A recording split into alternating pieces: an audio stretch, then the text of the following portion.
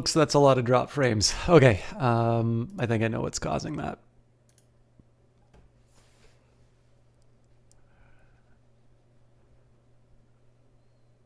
What a start. Okay. Things should be less horrible now. Let me just take a minute and get all my screens in order. You are seeing the stars in the background because I am going to be playing a little Kickstarter demo first. So one drawback here, excuse me. One drawback here is that when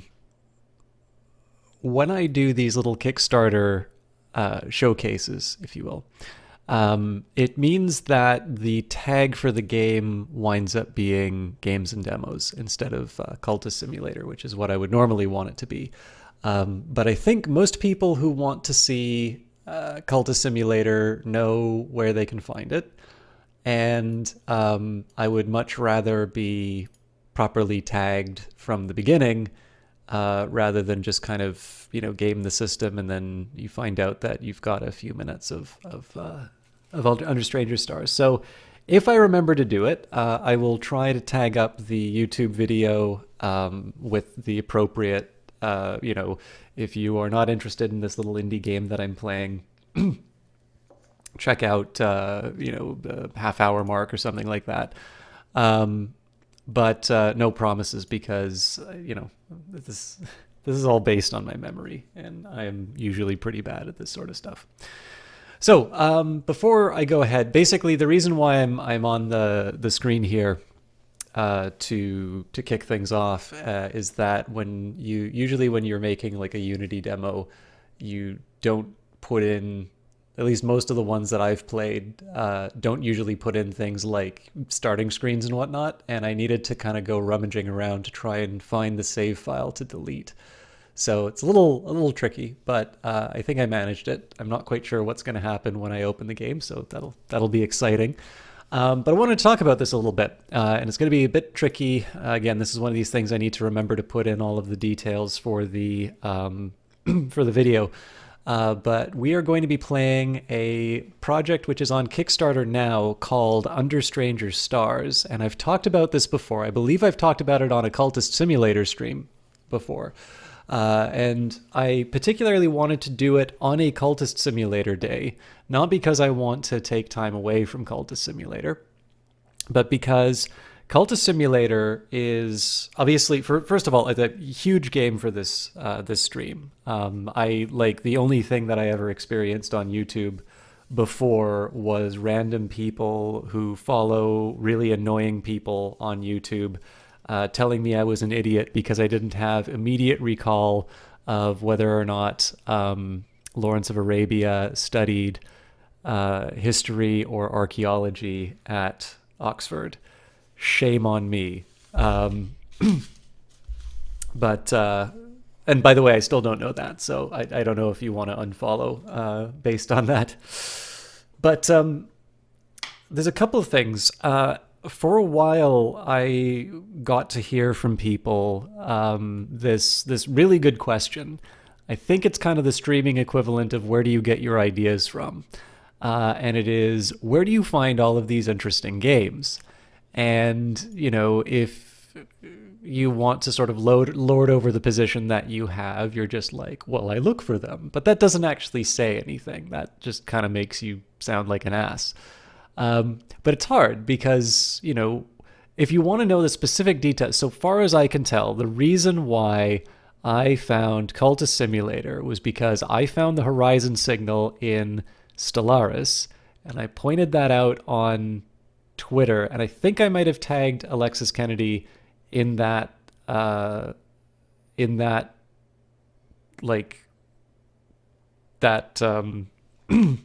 tweet. And he quoted the horizon signal, and I think I said something sarcastic back because that's just par for the course at this point.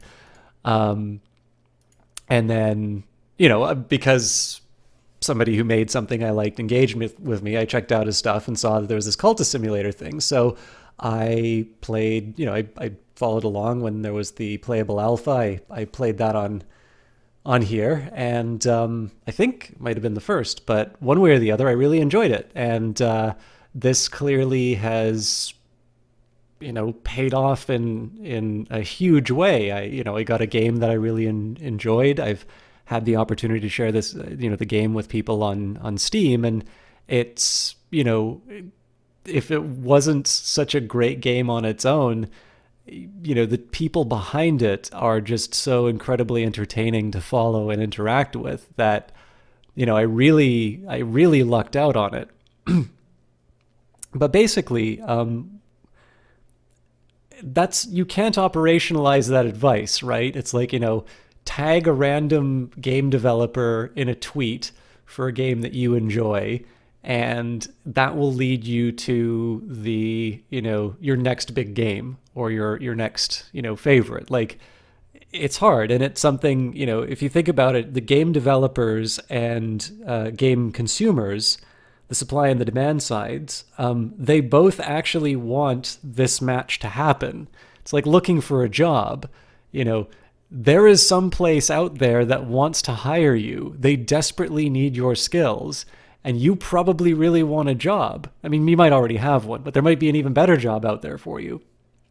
But our mechanism for making that connection is not really that great. And obviously, I mean, there's other ways that, people talk about the indie apocalypse. People talk about lots of different things. But, the fact of the matter is there's a lot of really good games that are brought out that none of us ever hear about.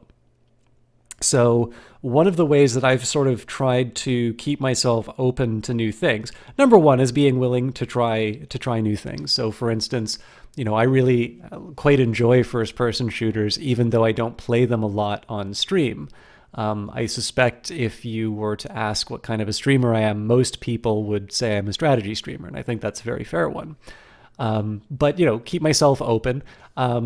I definitely don't mind playing things that I might on first glance sort of think is like, this doesn't look like it's got a lot of effort into it, or this doesn't look very polished, because you can be surprised. And obviously games don't look like they do in the finished version at the start. So if you want to find something really cool at the bleeding edge, you kind of have to be willing to deal with maybe some of the sharper corners. But overall, one of the ways that I've been able to find things like this is to sort of follow people either who make games or who play games that I'm interested in and tend to be sort of involved in that sort of thing. Basically, I follow people I find interesting. And Under Stranger Stars is one of these projects that does that. And one of the nice things is this is a reinforcing mechanism. So for instance, if you'll follow people like Sean LeBlanc locally, who does these wonderful little small games every month, which I enjoy a lot, and he's following the creator of this game, and Alexis is following the creator of this game I'm going to show you. So when you see a bunch of people who are like, oh, I really like their games, or I really like their perspective on things, it sort of makes you more inclined to check it out. Obviously, a follow doesn't equal an endorsement. There's plenty of people who I follow who, I'll see some stuff that they wrote and I'm like, Jesus, why do I follow this account? But it's a nice little leading indicator of, there's potentially something interesting going on here. So that's where I found Under Stranger Stars. And I have not played a lot of this demo because it seemed to run into a fairly substantial bug for me. But that's fine because I'm already backing it. And this is just a very long way of me saying that I am now going to share with you a game that I think looks kind of interesting.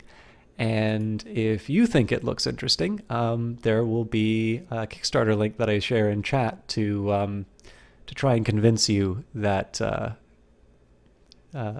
part with your hard-earned money.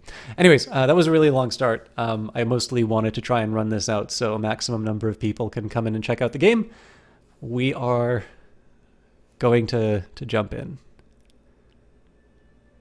All right, Under Stranger Stars.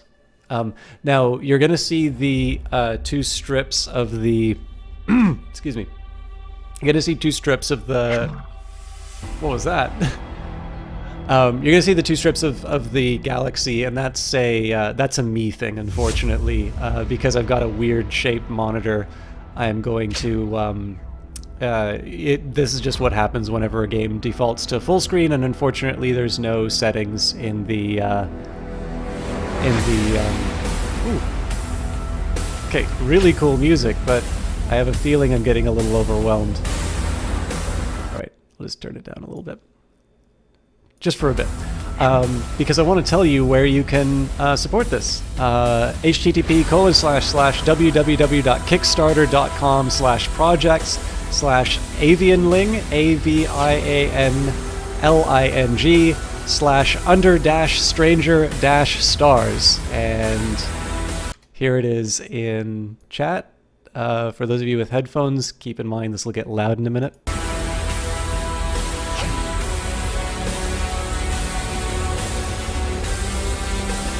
Stealing a spaceship is always a bad idea. Stealing this particular spaceship has turned out to be, quite possibly, the worst decision of your life.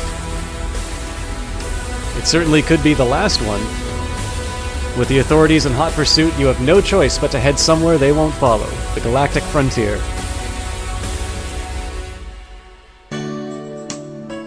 Oh, Tiffany.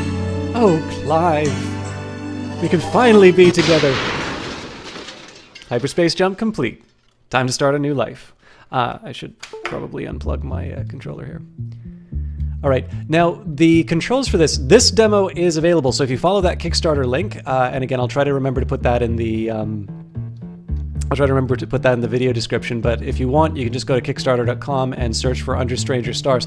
I found that this control scheme was a little weird at first. So it's WASD, and then you use the mouse to sort of point where you need to go.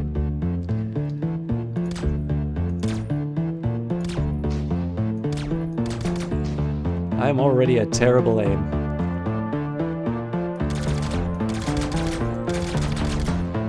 Captain, that ship dropped some money. We can use that to upgrade this rust bucket to something you'd actually want to be seen driving. Oh hey, a spaceport. You should dock there and see if there's anything to do. Spaceports have quests to do, stores at which to buy items, and places to repair your ship. You automatically refill your ammo when you dock at a spaceport. You can visit different parts of the station by using these buttons. Which buttons?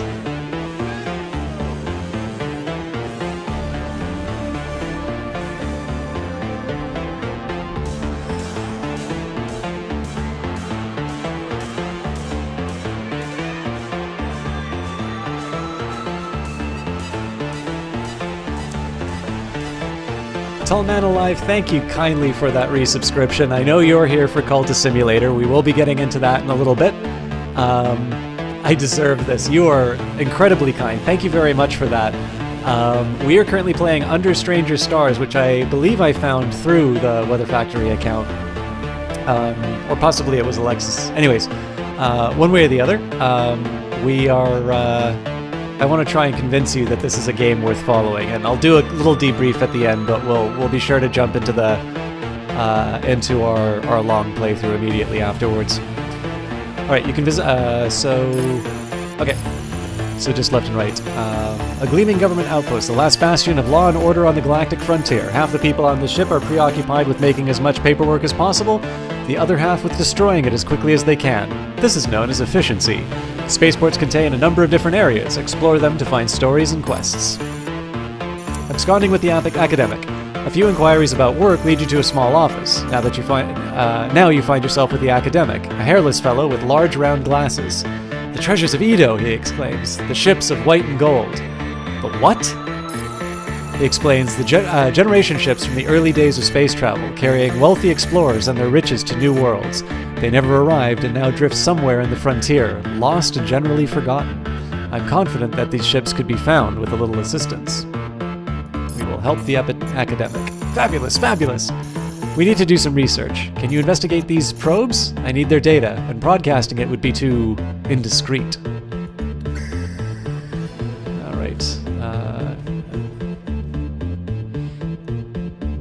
right, so this game sort of says its inspirations are Sunless Sea and Hitchhiker's Guide to the Galaxy and Futurama, which is a wonderful pedigree, in my opinion. You can sort of already... Oh, this looks like the spot. I'll run a scan to see if ships pass through here. You can... Ah! Maybe there'll be some bad guys to shoot. You like that, right?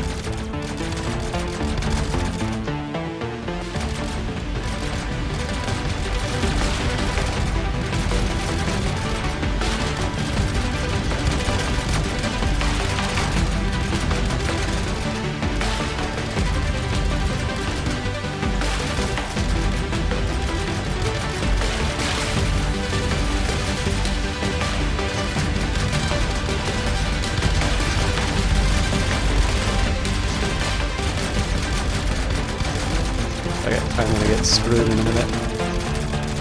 Captain, that ship just dropped a repair pack. With that, you'll be able to repair your ship's hull a bit. It's complicated, don't ask me how it works, it's complicated science magic. Well, this game certainly isn't... can't be faulted for being too easy. Jesus Christ.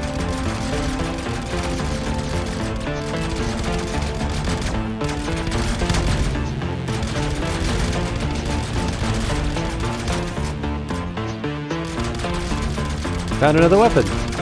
You can change between your weapons by holding Q or F. Keep an eye out for different weapons in stores by killing enemies. Okay, scan complete. There's no info about the Edo. The dead drop is here, but it seems to be damaged. It could have been an accident. In any case, we'll have to directly scan the probes. Hey, you know you have a map, right? There is an unusually tidy officer's ship. Another place to scan. It'll just be a minute. I wonder what the professor did to piss off these guys.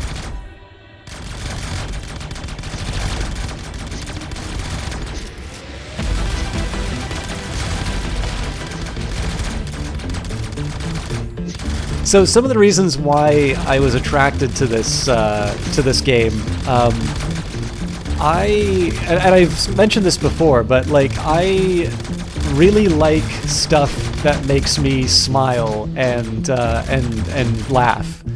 I think one of the more underserved parts, or one of the more underserved areas of gaming, is actually the ability, or our humorous games. Now, not everything has to be like, it doesn't have to be, you know, a I have no idea what that means. You know, it doesn't have to be, oh, Jesus.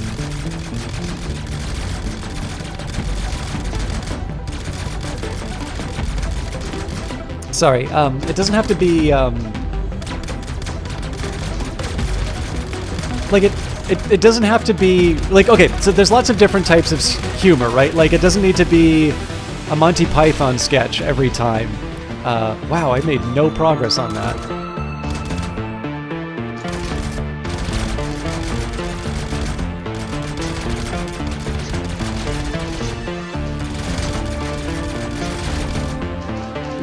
That was rather foolish of me. But yeah, so like, not everything needs to be, okay, so for the same reason that I think not everything has to be silly and funny, everything doesn't have to be super dark and miserable either. You know, Gunpoint is a very fun game which also has a really wonderful sense of humor. You know, Heat Signature is another example of a game like that. It's a very, you know, it has a wonderful sense of humor in addition to being genuinely fun to play.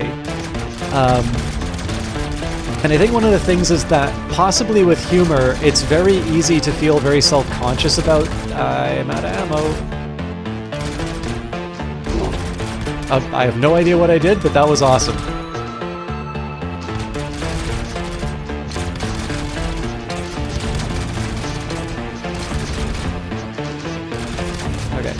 getting some more stuff for my bolter.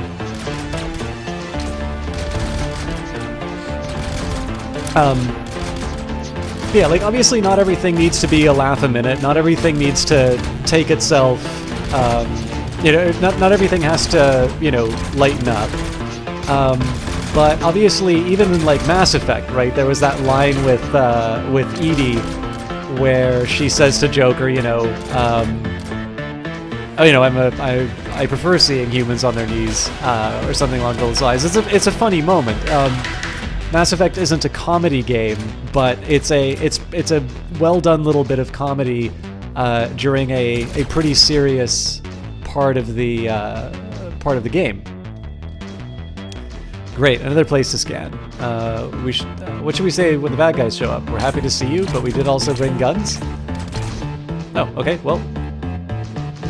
That was easy.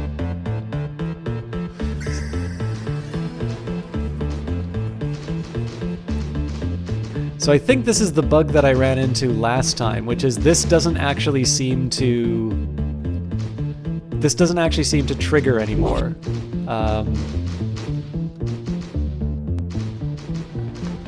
It's like it's telling me to... Oops. It's telling me to go here, and I'm assuming that I'm supposed to be scanning in this area, but nothing else really happens after I go inside.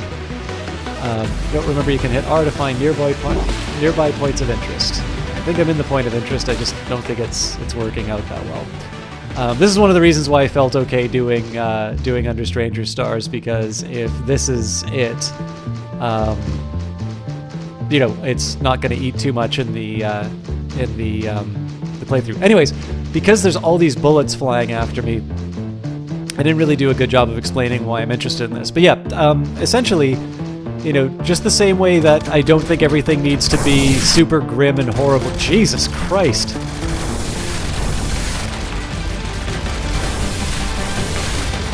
Stop pummeling me!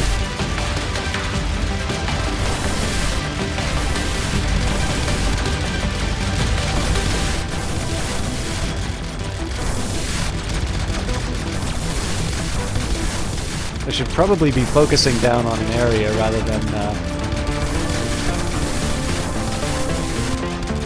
Where are the people? Oh, you mean inside a chat? I have no idea. Oh, there we go. Nice. I think it's because I'm not tagged up as... I have no idea what caused that, but this is an awesome weapon. I think it's because I'm not tagged up as Cultist Simulator. People may not be showing up.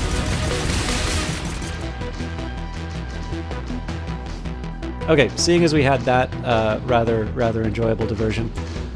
Okay, so what I am trying to say is, I think it's easy to be self-conscious about humor, because if you try to be funny and it doesn't work out, it feels horrible. And so that might explain why we don't see as many humorous games as we might want. But again, in my opinion, it's a pretty underserved part of gaming. There's, you know, Gunpoint, Heat Signature have a wonderful sense of humor.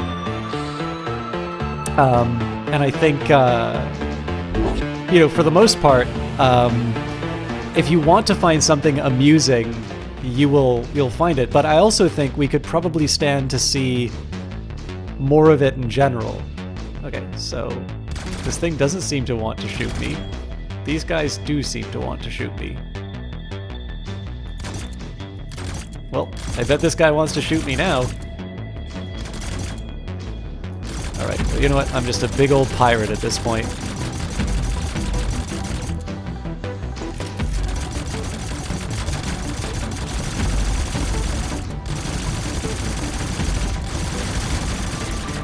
Yeah, so it's one of these cases where it's like, you know, I don't think anybody goes out of their way to say, I want to make a funny game, but I am very grateful when people do that.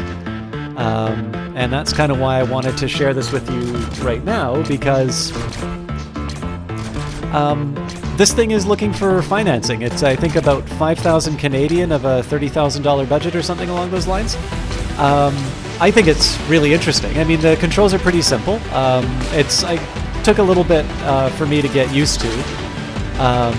but now that I've got the WASD and the mouse movements, I think the basics are kind of where they need to be.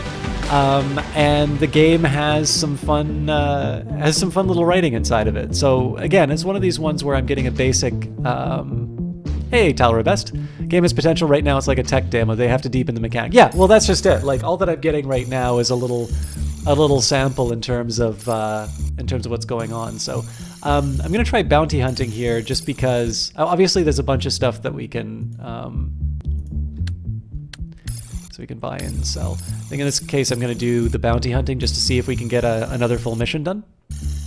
The bounty office is small but well-staffed. Uniformed men hand dossiers to scruffy individuals with carefully cultivated disinterest. It could be any office on any world, save for the trench coats and fedoras. Bounties are placed on wanted criminals. If you find and kill them, you will be rewarded. Collective order. Bounty. A deserter was seen in the Finder mining complex. Killer capture them and return to claim the bounty.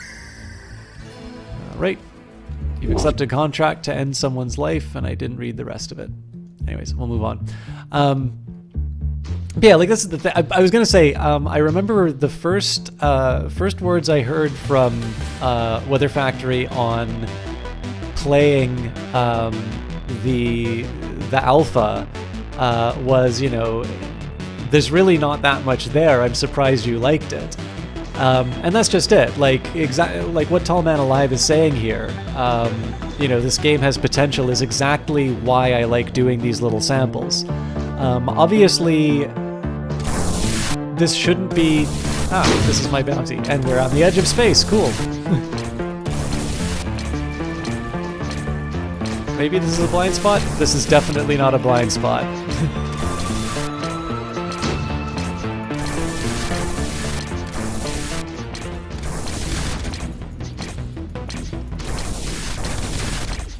But yeah, so, I don't think you can treat games like this as the way you would early access. You've killed your target, and now you're doing something. The reason you can't do that is obviously this is, they're looking to raise the money to make the game. Not necessarily every Kickstarter is going to have a fully fledged game to sort of say, hey, this is the thing that we're going to bring into the world. We're just paying for polish. But to me, again, I'm definitely looking for more games with a sense of humor. The fact that this thing cites Hitchhiker's Guide to the Galaxy as as an inspiration is a big one for me. I find the combat, like the flying around in my ship and shooting things, I find it diverting enough that I'm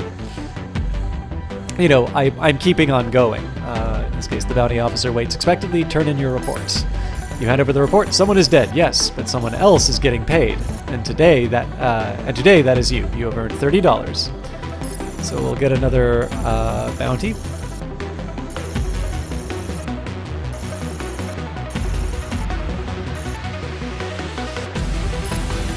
Deserter was seen in the fun. Okay, same deal. Solomon Marsh is tall, bearded, and absolutely not called Solomon Marsh. He's not a very good spy, but he seems to have paying work. One of my informants has stopped sending reports, he says. I need you to find out why. Lumpy Space, thank you very much for the host. You'll need to use a special code to communicate with him. The code word for the report is special surprise. Got it? You can't use my name. Call me the Hamburglar.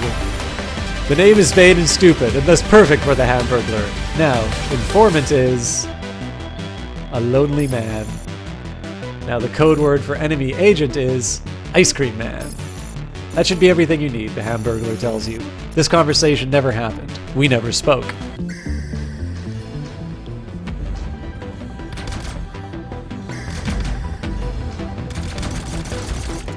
Okay, it turns out crashing into ships is a really good strategy.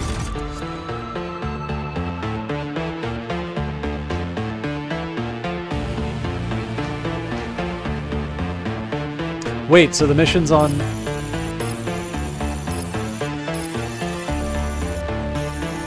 Solomon, the Hamburglar, is attempting to blend in with the crowd at a small newspaper stand. It doesn't seem to be a skill which comes naturally to him. Best leave him alone until you found out what's happening with his informant.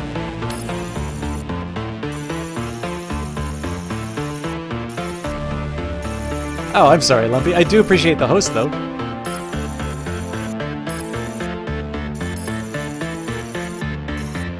Okay, well,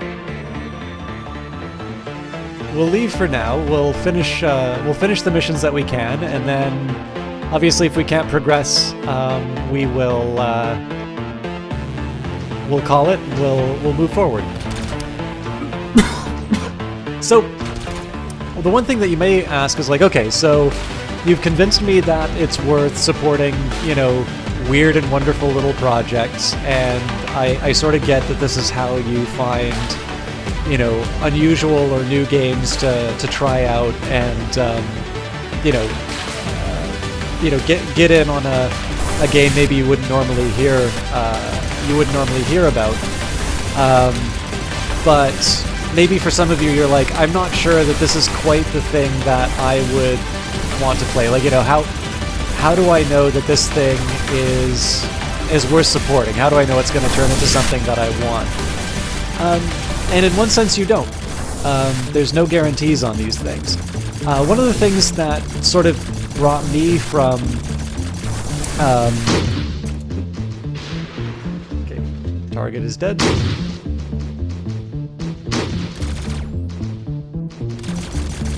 I'm going to take the time just to see what else is awaiting us in space. So, one of the ways that I sort of try and discern whether or not this is going to be like my kind of thing, sometimes it's kind of a question of just asking, is like, well, how well does this thing scale? So, for instance, Cultist Simulator, I had sort of this, you know, I had this basic understanding of, I'm really curious what this arrow is telling me. Cultist Simulator, I had sort of this basic impression is like, okay, I think I kind of know what this game is about. You know, there's not necessarily a lot here, but I have a very good idea of what the experience of playing this game is going to be like. And that counts for quite a bit in my book, because again, like, the reason why I do Kickstarters is to be able to try something unusual. That's the place where you probably should go for games that are. And, you know, Spin Mortality is another example of it. It seemed interesting. It had a recommendation from some people who I liked. I was actually a little worried about the project partway through because it seemed to be going in some directions that maybe I wasn't as enthusiastic about. But then I played the finished game and it turned out to be really great. So, you know, my skepticism was maybe a little unfounded. And that's one of the reasons I wasn't as public about them, because I don't want to like torpedo the game before before I get a chance to play it. I'm doing quite well, Lumpy Space. Sorry to not be as on top of things in chat. I'm just trying to see if I can find any information for the Hamburglar. I guess we could try the bottom corner here. Hey, stop that. Oh, Squiggly Boy.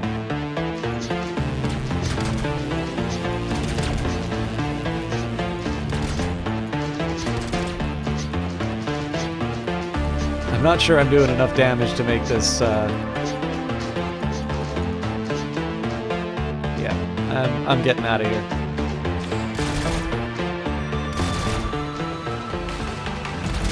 Back in the game.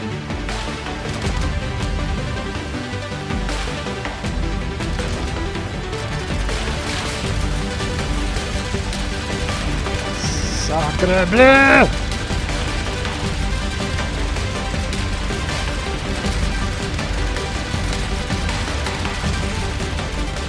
Jesus. So, when I kind of go back to the way I was thinking about Cultist Simulator, and when I apply that to this game here, I say it's like, what is the basic experience of this game? What appeals to me about it? I'm like, okay, so basically what I'm doing here, I probably don't have enough ammo to be able to take this thing out. The basic experience is going, you know, from the spaceport out into space, these little micro missions, I have this nice little twin stick shooter experience. You know, I'm zipping around in my spaceship, generally causing trouble. In between, I get sort of this world and this little experience which makes me giggle and has a bunch of little funny things to say about bureaucracy and whatnot. And I'm like, okay, so if I take this and I sort of expand it out, I say that, you know, there's a lot more missions. Maybe they, I found the controls a little tricky when I first played it. I think these arrows are directing me to my doom. Ah, he's back! Run for your lives!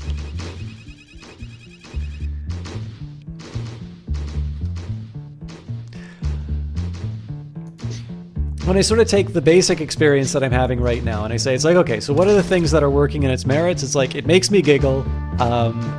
The combat is really frantic. One of the reasons I'm having the difficulty articulating what I want to is that I'm actually quite engrossed and trying not to die. There we go. And they've talked a little bit about where they want to go with the project on the Kickstarter page. And again, it's Under Stranger Stars on Kickstarter. So to me, that sort of gives me some indications of like, okay, so if they get the money and I get kind of more of this, I get the fleshed out version of this with all the little bits and pieces, then I think this is very likely a game that I'm going to enjoy. It may not work out, and it's not even a question in terms of it not working out in the sense of they don't intend to make the best game that they can. It's just you can never really predict how these things are going to go. But in the end, if you want to find a cultist simulator and you want to find this sort of stuff early and take part in the development, and in this one some of the tiers actually allow you to write stuff for the game, then it sometimes means taking a bit of a chance. Like I said, it's not necessarily for everybody, but to me, being able to participate on Kickstarters like this and to support games that seem interesting and have that little kernel of an idea that I find really attractive has been one of the most... sorry, I just want to put that link inside chat again. It's been one of the things that has really been very rewarding for me as a streamer, and it's one of the reasons why I want to take the time to show this sort of stuff. So, you know, Nighthawks was another game where we did this, and Spinortality was one, and of course Cultist Simulator itself. So let's see what else. So Telrea Best, I hope you got to hear me say hi. I know the game's a bit loud. Bormo says, if you like Asteroids game shooters, you might like Nova Drift. However, it's more of a survival game rather than a fun one. Yeah, well, it's, I mean, again, I like a little bit of everything. Solomon the Hamburglar is attempting to blend in with the crowd at a small newspaper cell. It doesn't seem to be a skill that comes naturally to him. All right. So, shotgun. Why hit the broadside of a barn if you can hit the whole barn at once? Not recommended for use with critical thought. Iron Blaster. For a little bit more, you could buy a version with extra L. Grenade launcher. The propellant is an off-brand deodorant. Military cutbacks affect outlaws too, you know. I don't want to sell any of these.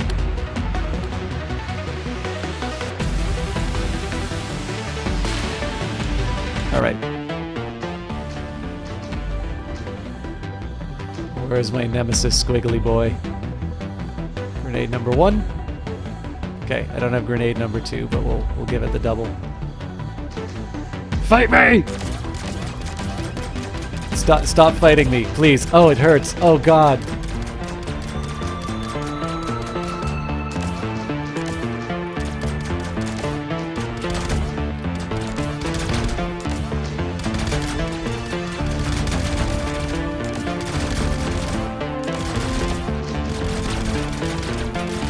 Please, give me the health.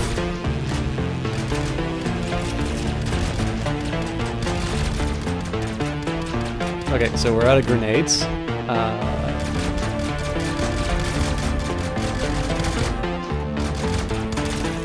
I kind of want to know what happened to my shields, but...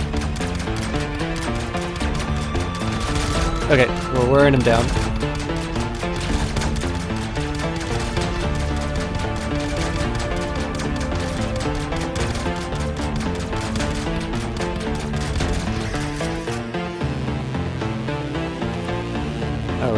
And I think because I can't do any of the other missions, this might just be ignorance on my part of how to do them.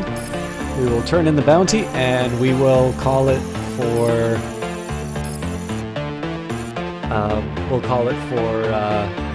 Under Stranger Stars. You hand over the report, someone is dead, yes, but someone else is getting paid, and today that is you. You have earned $30. We will leave.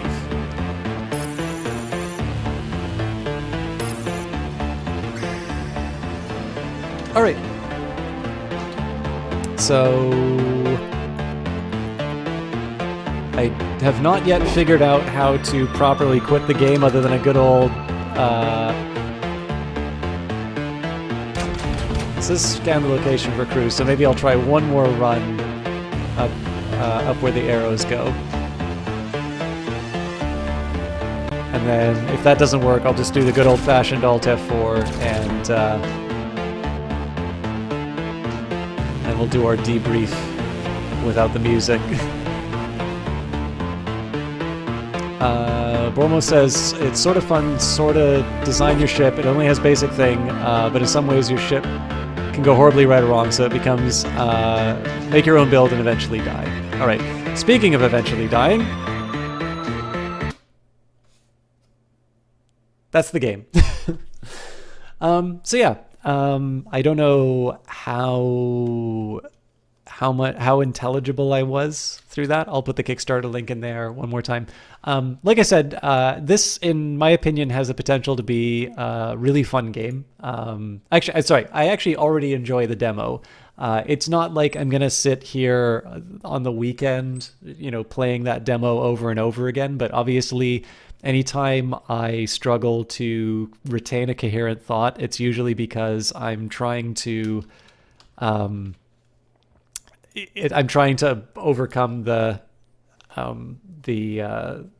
distraction of playing the game.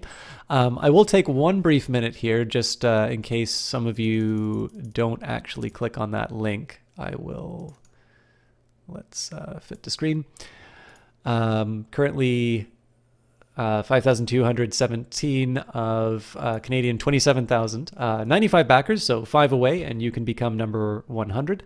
Under Stranger Stars is a game about the excitement and comedy of science fiction, inspired by titles like The Hitchhiker's Guide to the Galaxy and Sunless Sea.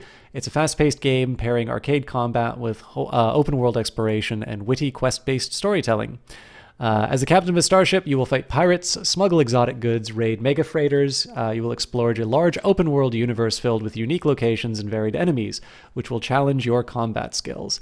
As you explore, you'll uncover amusing stories and characters like Admiral Nelson, a feared commander who, due to an unfortunate cloning accident, is currently 6 years old, or Mr. Boston, your mostly helpful co-pilot, confident and toaster.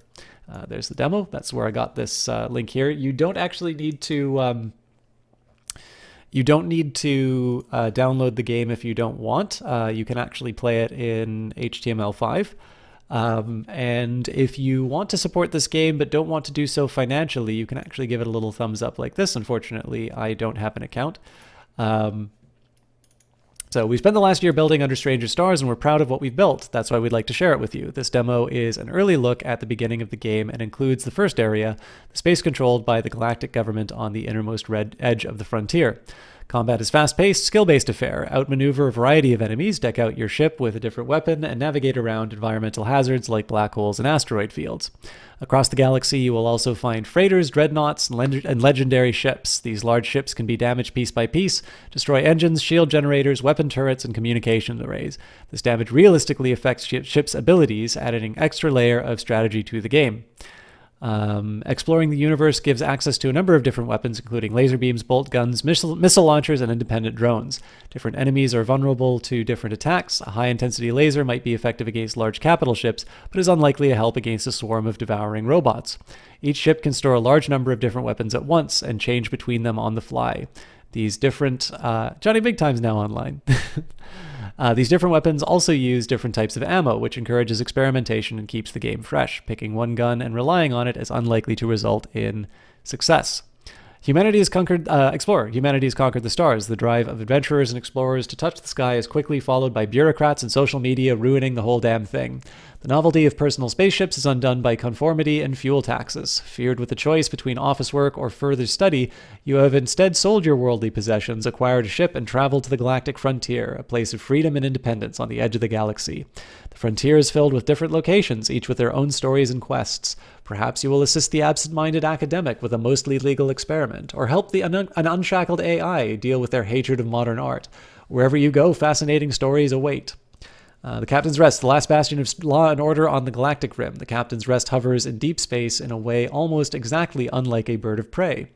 When the galactic government was asked about the fleet in the halls of Parliament, they said it was a beacon of safety and galactic sovereignty. When asked later on in the pub, the representative said that it was a good way to get pesky admirals as far away as possible, and having so much empty space on the map made cartographers nervous. The forces stationed here are in constant conflict with pirates and bootleggers, and are locked in a tense standoff with stronger factions further into the frontier. Led by Admiral Nelson, they are desperately trying to enforce their will. Will the pirates be able to repel these invaders?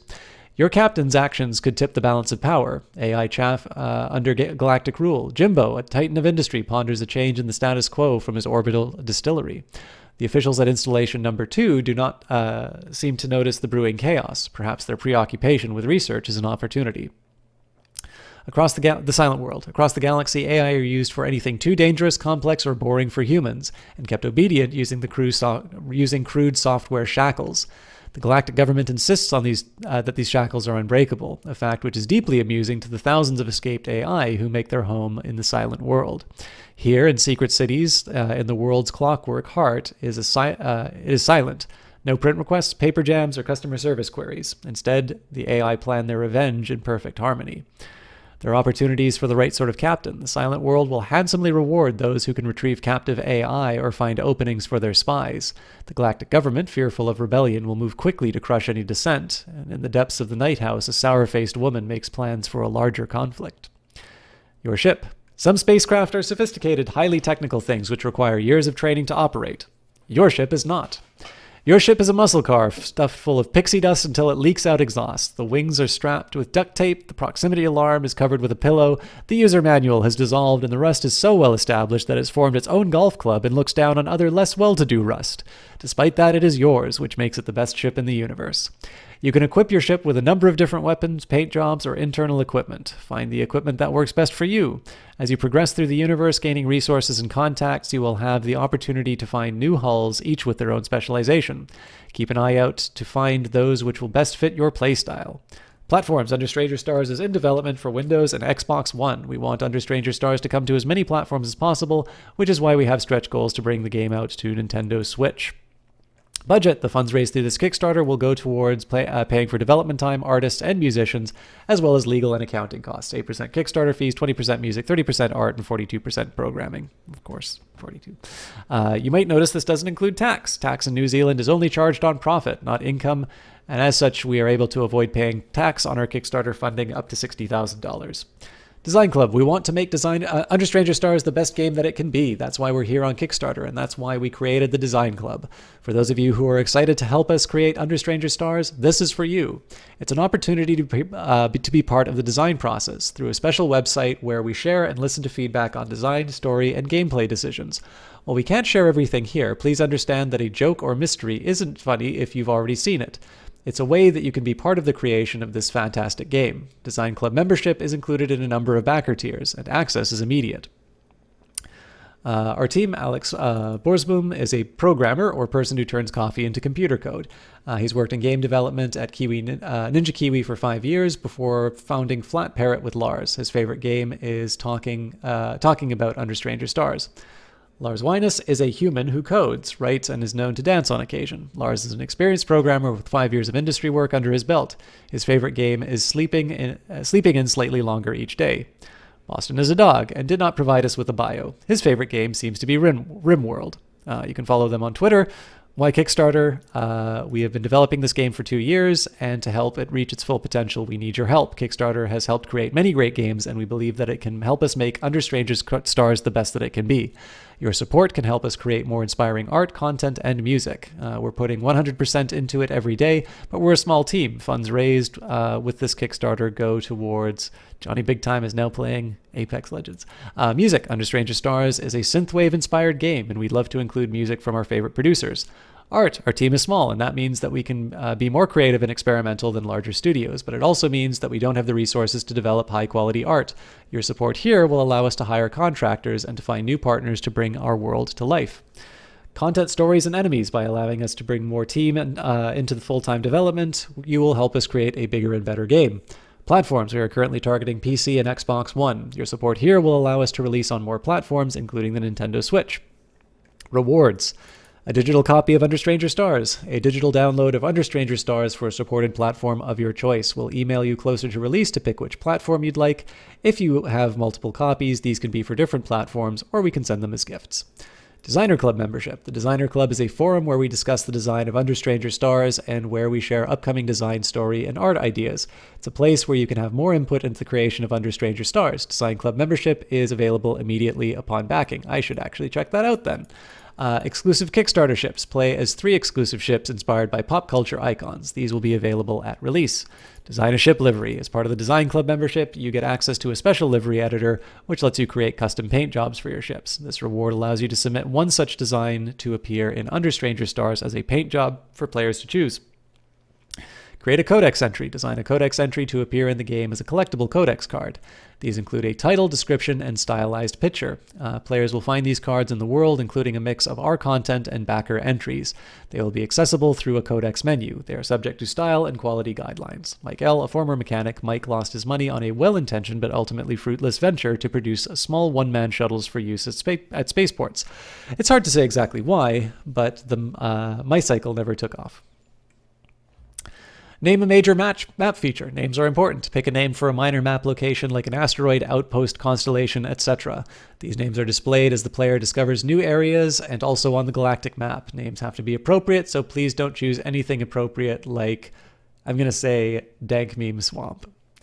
Name a major map feature. Names are even more important when they have gameplay value. This time you get to pick a name for more important locations, such as a black hole, asteroid field, shipwreck, or planet. These locations usually have gameplay significance, but sometimes they are just big. We will veto disgusting names, so Albus Severus is out, but Planet McPlanetface is fine. Design an NPC. Create an NPC based around you, a friend, or an imagination. Choose a name, personality, and description, and we'll turn that into an NPC appearing in the game. Leave your mark on the universe beyond measly creations of flesh and blood. As always, this is subject to reasonable and good taste guidelines. Design a quest. Work with us to create a quest. Creating standalone quest includes creating NPCs, battles, items, and all other parts that go into a good time. This is a great opportunity to try your hand at design and includes credits as a designer. Design a location. Create a major location in the game and fill it with quests and characters. This involves creating a dockable place, be it a spaceport, planet, wreck, or something from the depths of your imagination. You'll create up to 3 quests available at the location, each with their own combat logic, items, and NPCs, as well as other written flavor elements to appear at the location. It's a huge opportunity to be part of the game, and we are very excited to see what you come up with. Includes in-game credit as designer and is subject to good taste restrictions. Risks and challenges, right at the end. Making games is hard. It involves lots of skills, time, and creativity, and even the best intentions sometimes don't go to plan. That said, we've done this before. We're professionals with experience in the industry. We've shipped games, we've worked on games that didn't. That doesn't mean that nothing will go wrong, but it does mean that we know what to do if it does. We've already built the bones of our game, so there's less uncertainty and less risk. We have great advice and support from talented people, so we know what we're aiming for is achievable. Unless someone dies, we're pretty sure that we can handle it. So, I hope that has informed you in terms of what you can do. If you want to go for the Admiral's Pack to create the major location, a princely $2,000, 3 left. If you want to get your start in game design, why not pay for it? I hope at least some of you who are interested in this stuff consider backing the game or checking it out. If you want, obviously, there's a link to the demo inside of there. Kickstarting isn't necessarily for everyone, but especially because after Cultist Simulator, especially, people asked me, where do you find games like this? This is how. I ultimately back things that seem to be made by interesting people or have ideas that I'd sort of like to see. There's no guarantee that this one will come through. They're 1/6 of the way to the goal, and I think they're about 5 days into their campaign, so it seems to be off to a strong start. But there's usually a big sort of lull partway through. So, you know that I'm backing it, so I do have a vested interest in more people signing up to support it. But if kickstarting is your kind of thing and this game speaks to you, whether or not I turned you, well, I mean, I think if I turned you off it, you're probably not going to back it. But whether or not my gameplay demo did anything to push you over, I wanted to take a minute and share this interesting project. However, it did wind up being an hour, and I'm sorry for that. So a lot of you have been very patient with me on Under Stranger Stars. I'm just going to change the tags to do Cultist Simulator, and we'll be ready to jump in. I would be interested in seeing. I know Lumpy said it was.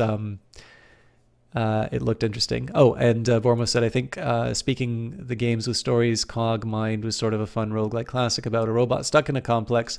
Not much interactive story, but the lore is more or less big, and things happening in complex is fun, especially the fact that complex as a whole grows and develops naturally as you go. This can be a major disruption, mostly a nuisance for complex AI to dispatch as soon as possible. Yeah, so I think this one's probably a little more like Sunless Sea in the sense that it there's a world already there, and you sort of move between the areas. But I don't know. I'm interested in it. What did you guys think of Under Stranger Stars? I have no idea if that was enough to push people over the edge. Okay. Oh, I see a friendly face in chat. I will not out you as a game designer this time, but if you didn't hear it before, the fact you're following the Under Stranger Stars people actually made me. That was one of the things that made me play it, and then I hope I didn't turn people off the game doing this. So, come on, you can bring up the title. Great to hear, Lumpy Space.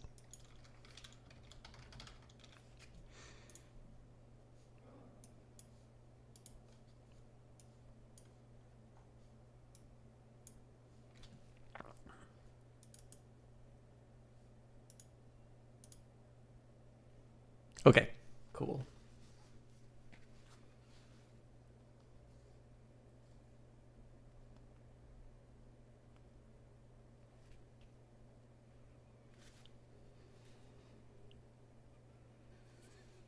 So the intro and whatnot will be a little bit shorter this time around.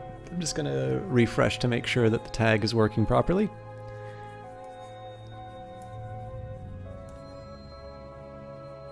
I just got a quick message, so if you can bear with me a second, I want to make sure that they know that I saw it.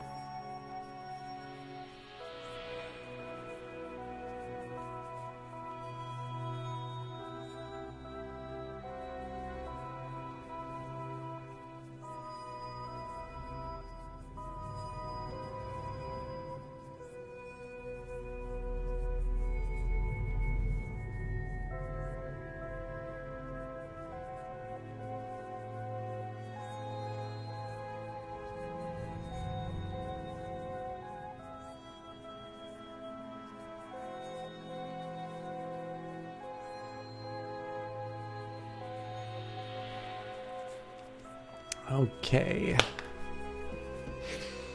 So, as is usual, I don't have anything to say for version news because I'm really bad. Oh, but we've got it here. So, it is now possible to repair a sabotage Dawnbreaker core. Sorry about that. Summons now markedly less voracious and fixed an infuriatingly subtle bug where time would start passing very late when you played as a bright young thing. Did not know about those. I always like giving credit where credit is due, so we've got Design, Writing, and Coding by Alexis Kennedy, at Alexis Kennedy on Twitter, Production, Marketing, and Biz, Lottie Bevan, at Tron Bevan, UI Design and Coding, Martin Erukar. He has done a recent update to Nowhere Profit, so for those of you who are interested in maybe slightly more traditional card games with a bit more of a strategy bent to them, Nowhere Profit's a bit like FTL mixed with a good card game. But he's added sort of daily challenges with mutators and such. again, if you've not checked out Nowhere Prophet recently, or if you have Nowhere Prophet and you haven't played it recently, definitely a good time to check it again. I sort of feel like I should do a stream of it again before too much longer, because he did give me a key for the game, and I really enjoyed it. I'm not very good at it, but it's one worth checking out. We've got art by Catherine Unger, Clockwork Cuckoo, Lottie Bevan, and Sarah Gordon. The music you're listening to are Mickey Marr Productions Limited, Mary Beth Solomon, Brent Barkman, and Mickey Erb. Audio by Soundcuts, additional writing Lottie Bevan, additional coding by Fraser McCormick, Chris Payne, and Mark Gagne. Additional design by Callan Porter, and special thanks to Sonia and PK, Matt Hosty, Haley Urias, and literally everyone who has ever sent feedback or a bug report. Thank you. We return to the story of Mary Doggerel. Okay, so I remember there were some things I wanted to try and get done. So one thing for me is I need to figure out how to upgrade my snares. I haven't quite sorted that out. I was actually meaning to practice a little bit off cast, but I completely forgot to do that. We are going to wind up. We're going to wind up with a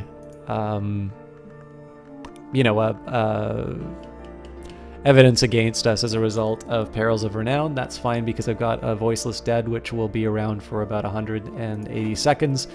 Hopefully that will gobble up whatever evidence we're worried about. We're good for exploration. One of the things that we were doing was sort of trying to occupy as many locations, or not occupy, but try to go through as many locations as possible before the former Weary detective, now our rival, starts taking them out. We've got the Season of Visions coming up soon. Now, so that's 26 seconds. They're both 26.6 seconds. So I'm curious if this will turn into a fleeting reminiscence in just enough time for me to take out the fascination. I don't want to bank on it, but that'll be an interesting strategy to try. We're translating texts, which are good. We're going through the stag door, which I'm rather indifferent about. And then I can do some kind of work, either a summoning or something else.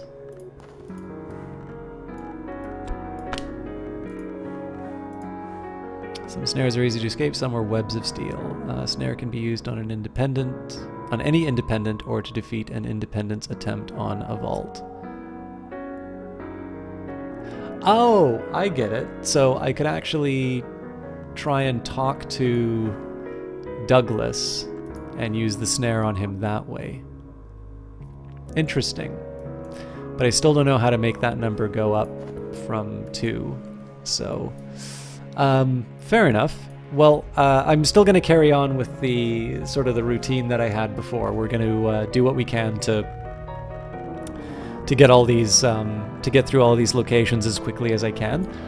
Work-wise, it would make sense for me to do some painting, or alternatively to write a commission. Unfortunately, high-level Forge and high-level Edge are not on the menu at the moment. So because 100 funds really just isn't enough, let's take...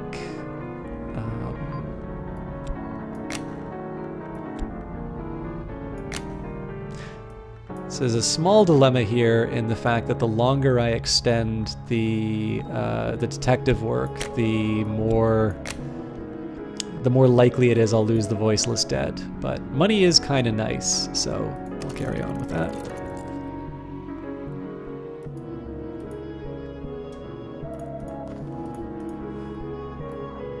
And I did not know that I could.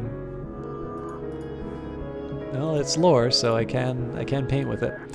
In this case, I will just do a painting about erudition.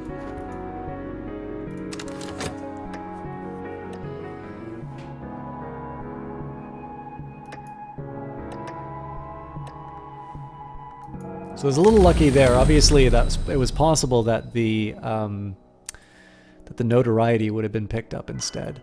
Now, Trembling Heat's kind of tempting because that'll allow me to summon something, and I am running out of creatures on the quest. You know what? I think I am going to bring the Trembling Heat in.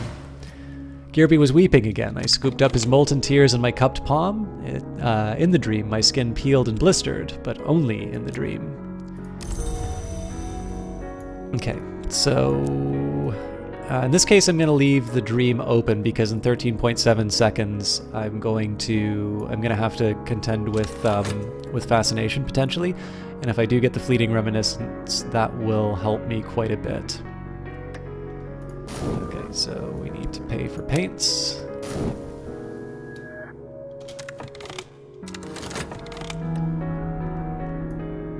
Where'd the fascination go?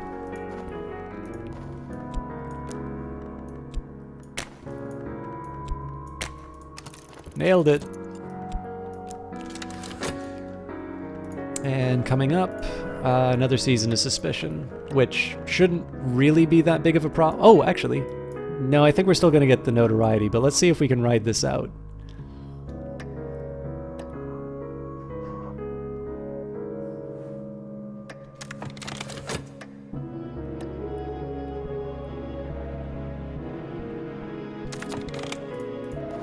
My latest paintings have reviewed well. Okay, so what I'm going to do here... Oh no, I need to use the Trembling Heat, or I lose it. So let's see if I can summon something with the heat first. And we'll say... I don't think I have any good knock... I don't think I have any good knock lore, so...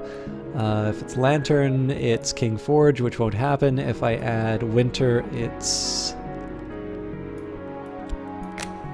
Cool. All right. So this will help. Again, this will help me with my evidence problems. So, Forge for the Smoky Spirit summoning, Winter for its binding.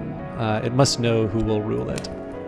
So in this case, I'm actually going to put the Voiceless Dead in the expedition. This is mostly to keep their counter from going down, but in this case here, we really only have the warded door that we need to worry about. Now, because I added Enid, my knock is not exactly where I would like it to be on this quest. I didn't really plan this too well, because what I might have been able to do instead of using Neville for the summoning, I could have tried using the Rite and then one of my other disciples. But I'm locked into it now, so we'll run with it.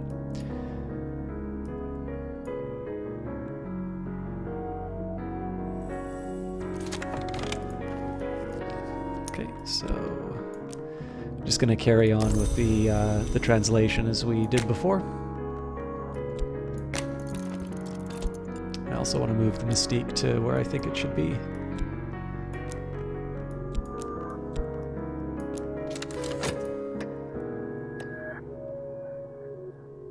So I'm really interested in seeing what gets scooped up.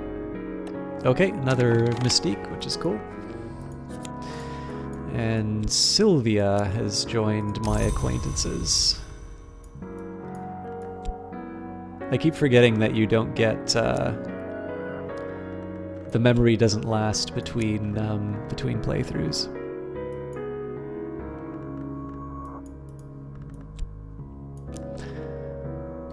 So this is probably not the smartest thing for me. Oh, actually, before I do this, with Dr. Redeem, I'm going to have a chat with him to get another commission. But I'm going to try chatting with Douglas in this snare and see what happens.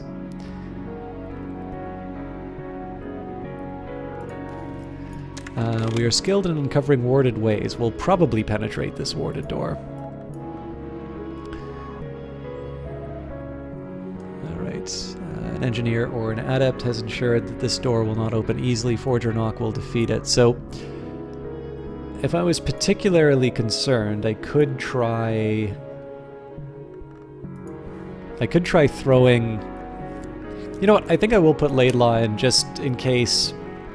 it doesn't turn out. That way I can add Valsine. Alright. He wants level 6 secret histories. We can accommodate that. But before, Douglas, I'd like a chat with you.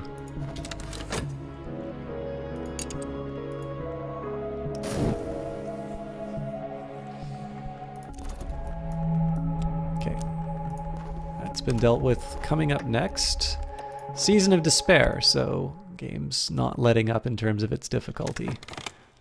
But there's no reason for me to keep the Dreamland closed, so we'll go back through the stag door. Unfortunately, I was really good at remembering what was going to be coming out of these.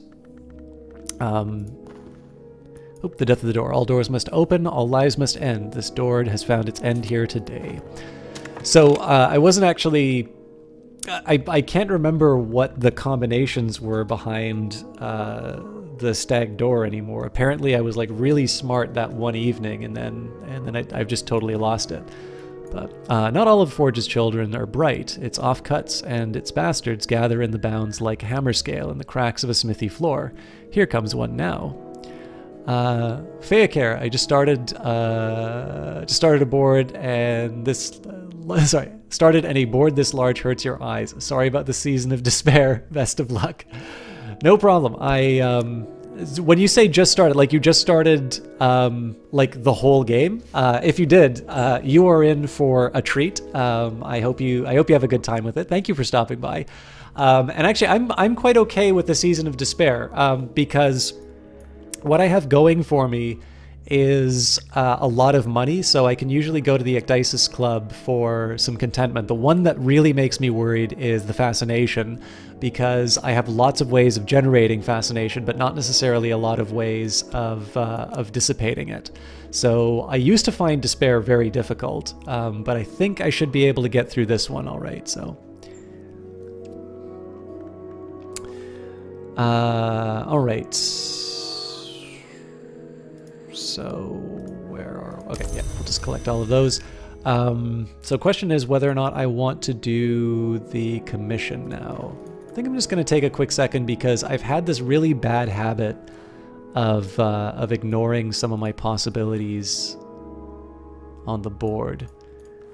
So no summonings for me to do right now. I don't want to do another painting. I think our best bet is to fulfill this commission. So we'll take our secret histories. This is more than enough, but I don't have an actual level 6, and we'll double up our reason. Good to know. How far in this run how far in is a run this magnificent? Oh, I don't know how magnificent is. So we started playing this was actually the game that we started on the Steam page for this game. So when the Apostle Legacies came out, that's when we started. I play the game about once a week, every Wednesday. So, I don't know, I guess that makes this about 9 hours in, but you've noticed that I pause and I talk a lot, so it's not necessarily 9 hours of gameplay.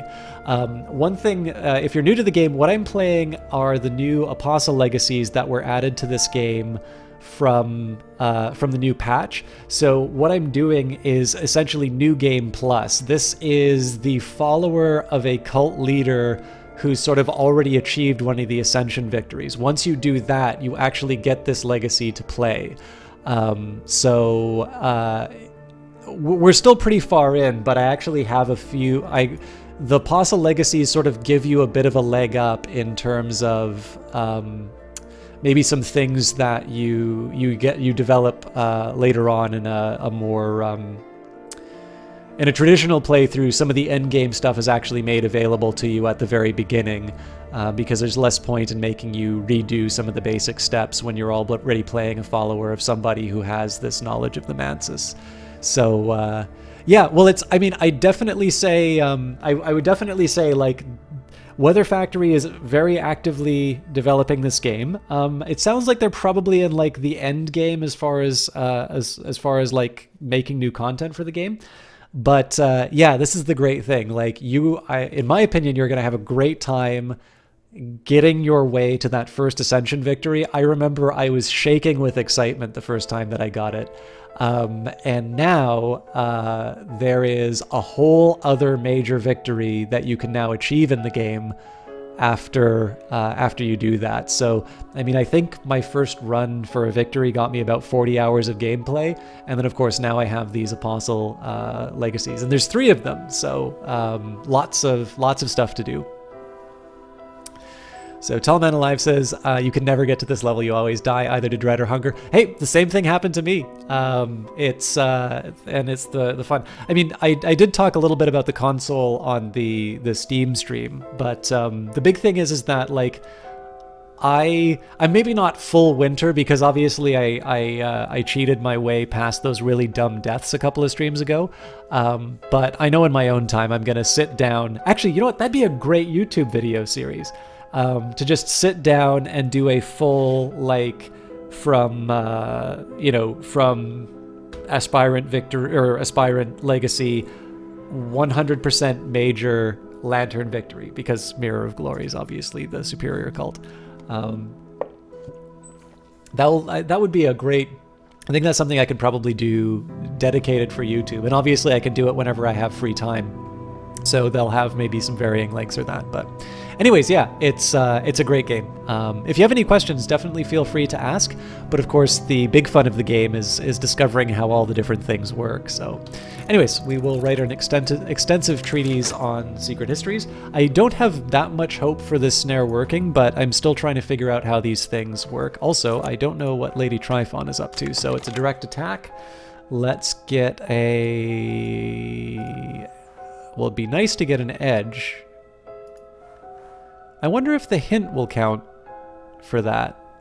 For now, let's throw a sturdy disciple. Oh, actually, you know what? I don't need to worry about it, because if I look carefully, we've actually already delayed the preparation. So the hint can stay in the layer, and we'll carry on. Okay, we have translated the Ceaseless Tantra. Let's translate the Fire Circle Tantra. No real reason for me to do all of the translations all at once. It's a thing that I'm doing. Let's carry on.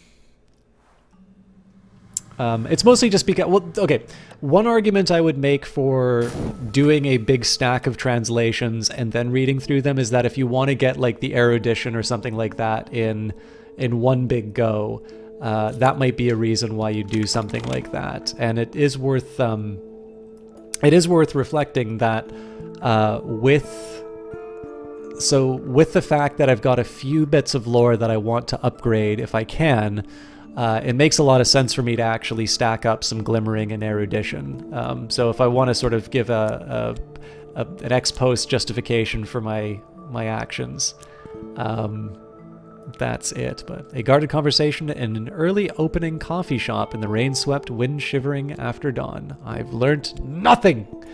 Okay, so the snare didn't work on Douglas, the troublemaker. Douglas isn't having any more of it. Time to see what all the fuss is about. So, Rival Ascension 2, Suspicious, Maverick, Mortal. We'll use that against him. Resentment, Grim, Knock, and a half-healed Fistula.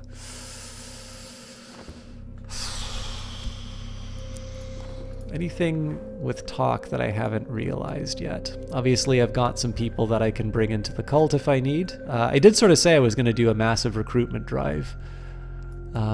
Maybe that is the right way to go about it.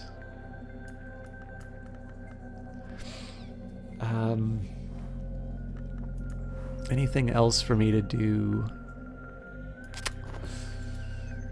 Yeah, let's bring out. I think Tristan and Sylvia are people that I'd want to bring in. So let's bring you folks into the Order of the Bloody Cup. Oh, that's right. I found a convenient little way of getting rid of fascination that I didn't realize before last week. Okay. Again, I'm not too worried about Season of Despair because we're not going to generate any unless it comes from one of these books, but I don't think that happens with any of the Tantras.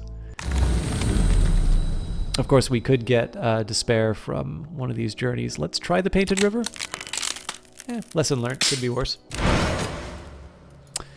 The painted river runs from a great chamber near the white door, far through the mansus, to the edge where it enters a painted delta of a far cloud. I voyaged half its length last night with a stern-faced captain beneath a rust-red sail. As the clouds rose before us, the sailors raised a yearning shanty and close-hauled the sails to best use the painted wind, and all the while the captain and I discoursed of the secrets of the House of the Sun. Now, I'm not going to be able to get much out of that lesson learned just because I've already maxed out my rarefied mind, but one of the things that is nice about this is that if I do eventually need some erudition and glimmering to upgrade some of the lore, this is going to be sort of a super erudition for me to hang on for a nice long time. So again, it's not the sort of thing that I'm going to leap for joy over, but it's a nice little supplement, let's say. Okay, I'm still trying to think of some things that I can do to combine with this snare, but let's go and use our reason to go back through the stag door.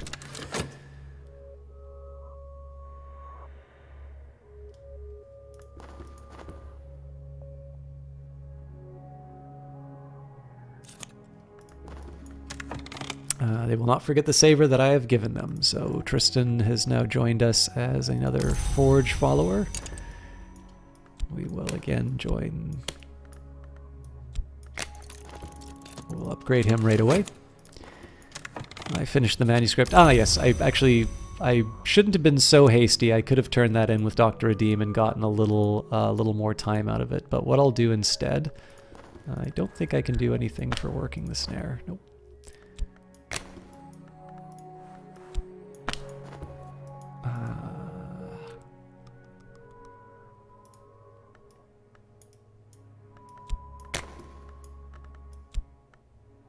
Okay, I'm actually going to hold off on work because I think the detective... Oh, you know what? It won't matter. So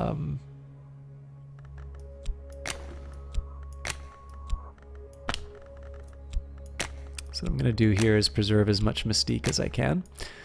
Can't use a snare as inspiration, but we will use the fleeting reminiscence. This is kind of just to keep me occupied, but... And I've prepared the text for study. So only one more translation to do for Sanskrit, then I think we'll have 2 Latin translations. Okay, and I didn't read the proper white library, so success, I'll know more soon. The room is bleached and quiet, the chairs are pale wood, the table is topped with white marble. A low draft blows through the ill-fitting sea-facing casement. In winter, it must be insupportably cold. A white-painted, glass case holds a shelf of books, wrapped oddly in coils of copper wire. Some of the books are exotic 18th century pornography. Others are botanists' journals. Some, however, have value for our studies. A yellowing note tucked into the spine of one reads, "Watch for me, J.C." Now, for those of you who are already fans of Cultist Simulator, you will know that JC is one of the long that can potentially pursue us. We, of course, know that we're dealing with Lady Tryphon, who already showed up in one of the bits of lore. So we've got Gildersleeves, which we already know Latin, so not too helpful there. We've got the Concursum Diaries, the diaries of the explorer and murderer Lars Westergren. He's helpfully translated them into Frisian for privacy. I don't believe we know Frisian. The Shaven Lock Tantra, also known as the one who has shaven his hair. This, as the story goes, is a lore that even the shape-changing Vantras rejected. We've got on Matthias and Amethyst Imago, Loss. The diagrams are illustrations, even across the centuries, are elegant, hypnotic, occasionally erotic, in Aramaic. Ooh, it's been a while since I've had to translate an Aramaic book. And Those Who Do Not Sleep, a Fucine Czech attributed to the mystic Brodnax. All right, let me just double check. Yeah, so Latin, bunch of Tantras, Aramaic, Greek. Okay, we'll just switch that around a little bit. So there's always the risk that Douglas is going to be... Oop, that's the Season of Ambition. So yeah, it's very likely that Douglas is going to gobble up one of these, is going to gobble up one of my locations. Now, there's not a lot that I can do to prevent this, unfortunately. I've already used up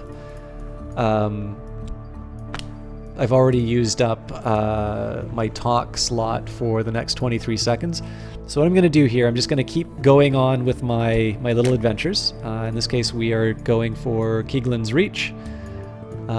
Here the Romans dug for silver until they reached the unsanctioned space where the names hid things not fit for sunlight. Many others have come since then. Even as the tunnels crumble, some have never left.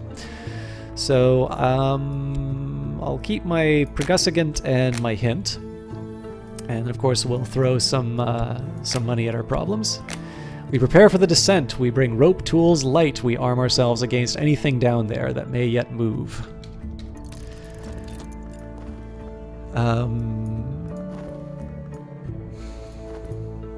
Yeah, we'll just see what happens with the locations, but I'm not optimistic. Okay, nothing too surprising there. Obviously, we have to allow for the possibility that we're going to get busted every once in a while. I'll make sure that I have one of the Voiceless Dead or the Callagine take out the evidence. No point in doing exotic pigments right now, so we'll just pay for the regular paints and get some money. And what hungers drive us? So Douglas is on the warpath. Okay, so let's see what we're up against with the expedition. We need the Fretful Dead. Not all dead rest easy. These ones dislike our intrusion. We can prevail against them with edge, or they may obey one who comes in the name of winter. Well, we definitely got more than enough edge to handle the problem. Treacherous ground, on the other hand, is another matter. So pits and quags and sudden tumbles. The earth here cannot be trusted. We will need strong hands or clear sight, forge or lantern. Now, because I've already brought the hint with my team, we're up to 8 lanterns. So in this case, we'll bring our good old-fashioned Pope Clifton on the mission, and this should be enough to overcome both problems. Rivalry. Here is another who would ascend before me. Independent.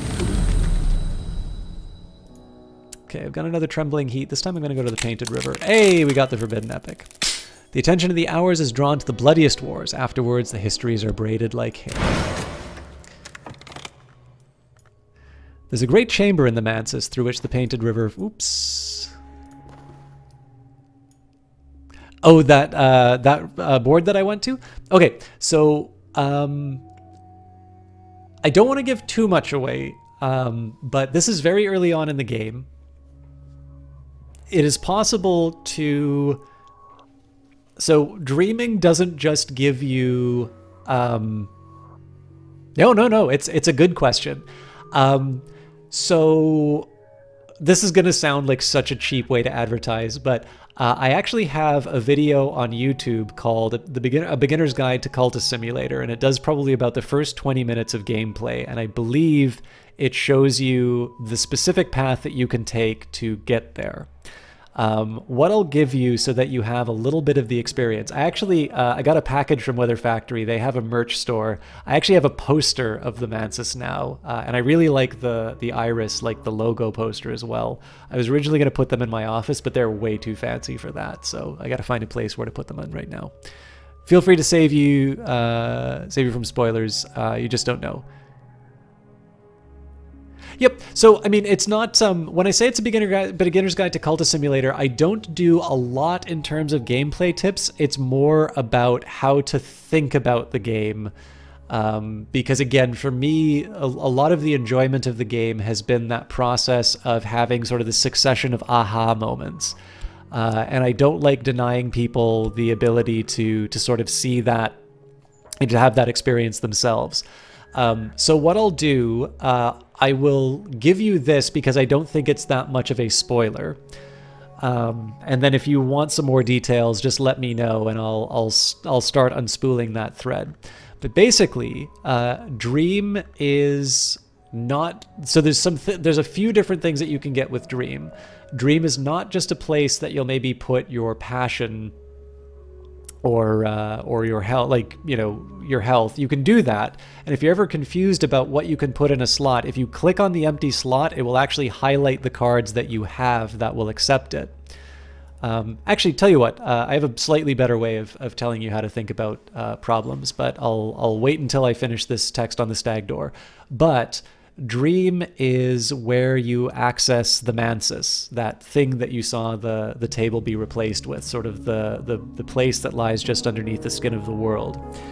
And there is a way that one of the initiated will be able to maybe do something special before sleep and be able to access that special world. How are you doing, Le Chauffleur? So anyways, I will read the flavor text through the stag door. What I'm going through, I've got several different ways already. So in this case, I'm well into the Mansis. But there's a great chamber in the Mansis through which a painted river flows. The vagabond, it is claimed, painted it from memory in the years before she left the house. Certainly there are histories concealed in its design. I traced them with my hand last night. There were fragments of aquamarine paint beneath my nails, and flecks of gold leaf when I was done. So we've got another forbidden epic. So here's an example about a way that you might, and I've had to do this. I've got, 100 different, I've probably got over 100 hours. Let's see what the counter's at now. 178 hours in Cultist Simulator, and I still use this to try and make some progress. But basically, I've got dream. So dream is a verb. Dream is something that it's an action that I can take. Sometimes there's hints in the text. So rest, reconsider your priorities, or risk yourself in the exploration of the kingdoms. Oh, wait a minute. Okay. Apparently, I can't reconsider my priorities if I'm an apostle. But yeah, risk yourself in the exploration of the kingdoms of sleep. So you can say, it's like, okay, well, I have some ideas about dreaming. Maybe, okay, can I put a lore card inside of it? No, I can't put a lore card inside of it. I can't put that there. That card must have at least one of these aspects: ability, funds, or a way back through dream, ill health, or desire. Now, if I don't want to guess, the early alpha of this game was really a big guessing game in terms of where you could put things in. If you click on the empty space, there's two things that happen. Number one, you'll notice that all of these different cards have lit up. Did not know that you could add the flawless physique in Dream. Yeah, you can't actually start it. So the game actually gives you some visual tips, saying it's like, hey, did you know that you can use this?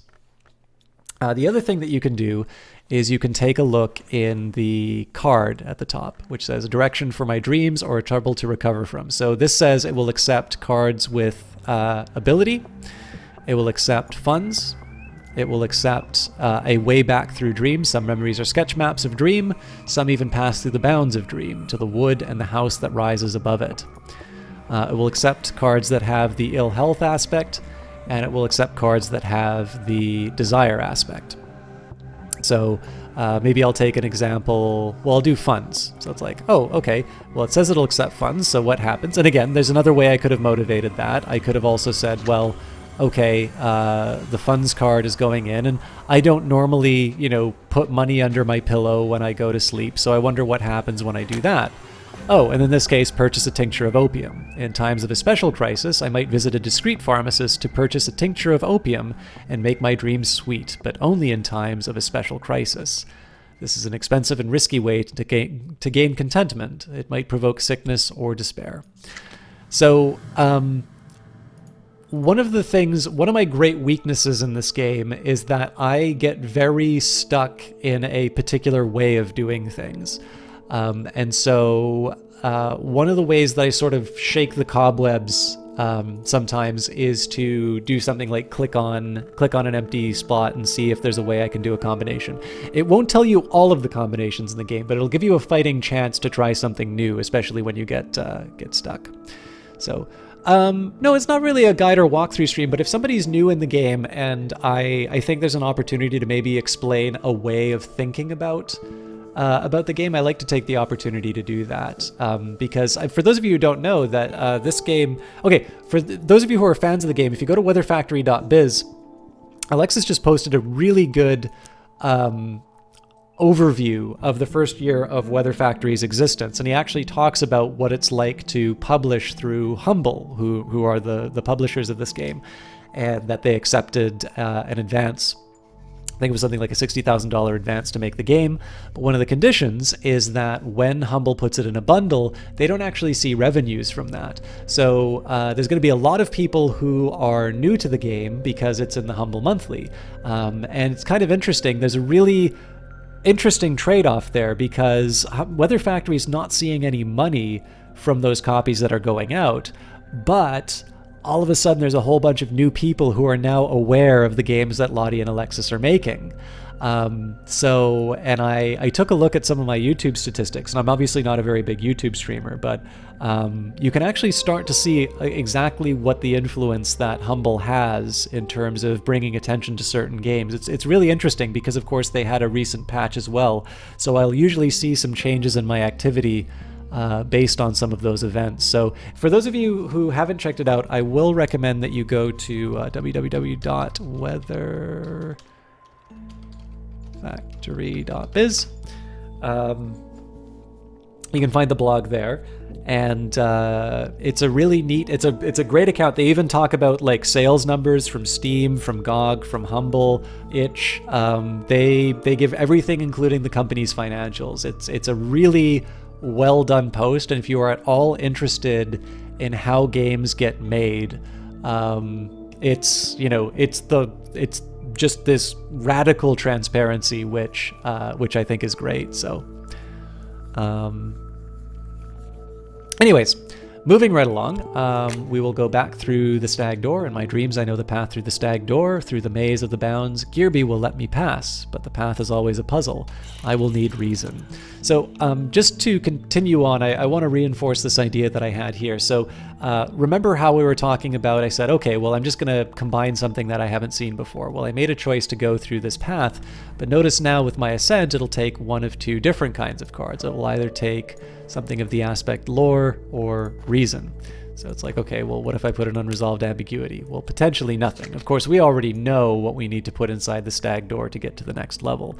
But in this case, I'm just going to use my reason because I wanted to go through there. The Stag Door is the Adept's Gate. To pass it is to be initiated into the first true mystery of the House of the Sun. The head Giraby weeps to see me enter where it cannot, but it must let me pass. The scarred valves of the door grind open.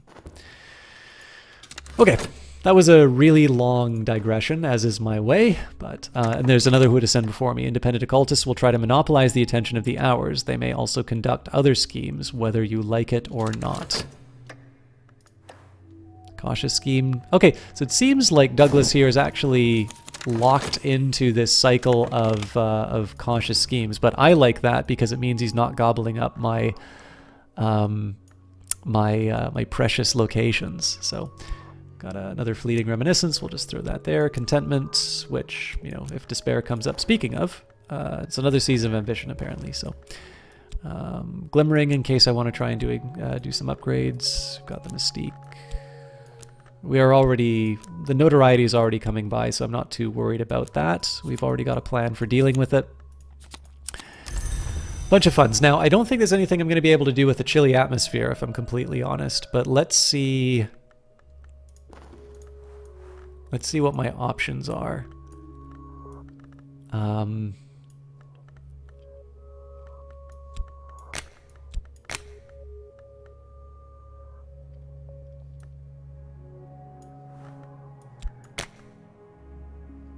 Edge, Heart, or Forge?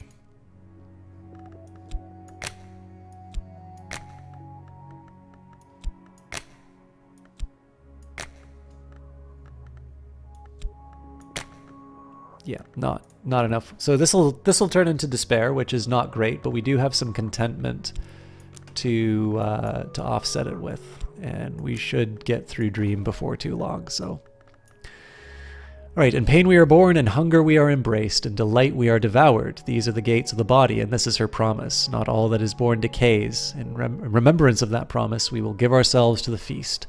I forgot to read Tristan's description first, but Tristan will do what is necessary. To create, sometimes one must first destroy. Okay, so my options now are to talk with a follower or talk with... so I could try to add someone to the cult.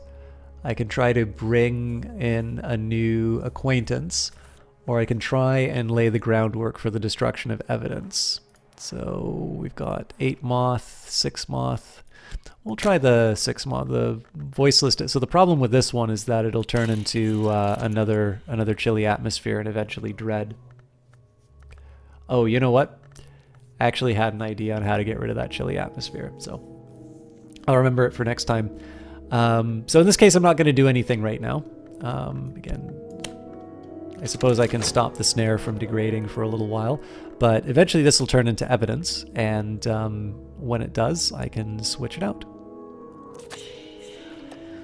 Okay, we call upon the watchman who navigates. The watchman will clear our sight so that we can almost certainly pass without error. If I add Cat Caro, there's no new benefits. Oh, looks like we've got a few things going on now, so I'm happy with where all of this is. I'll leave it be for now. I guess I can put the Callagine in there to keep the timer from going down. We've prepared the Tantra for study. I, of course, have a new one, so I might as well translate this text as well. Okay, Arrival is at their business in the shadows. They're still in hiding. What exactly are they up to? Almost always this will end inconclusively, but occasionally Arrival will manage to increase their power in secret. Consider tempting them out from hiding by leaving an expedition open. Well, there's no shortage of those. And we've got an abduction. Our enemy is mounting an abduction attempt. Jesus. Oh, but we don't have anyone who loves me, so good news there. There's another who to say. Okay, we already got that, so I will accept. And that's diabolical. Oh! I didn't know Porter was interested. So let's see what the deal here is. Or to sell, though thought they say is free, but thought is chained to the body. Okay, and Roland is giving us some more of his blood. So, captured. Our enemy has immured our follower in a locked room in a guarded house behind invisible walls to keep invisible things at bay. Jesus. Okay, that's gonna make things pretty dramatic, I'd say. Also, I'm not going to get rid of this dread for reasons that will become apparent in just a moment. So a courier has arrived from our delight with a single vial of their most holy blood. Okay, I'm certain that my adversary has lodged a copy of their notes elsewhere, with their solicitor, with their superior, or even with a contact in the press. This is troubling. It's not as troubling as you'd think.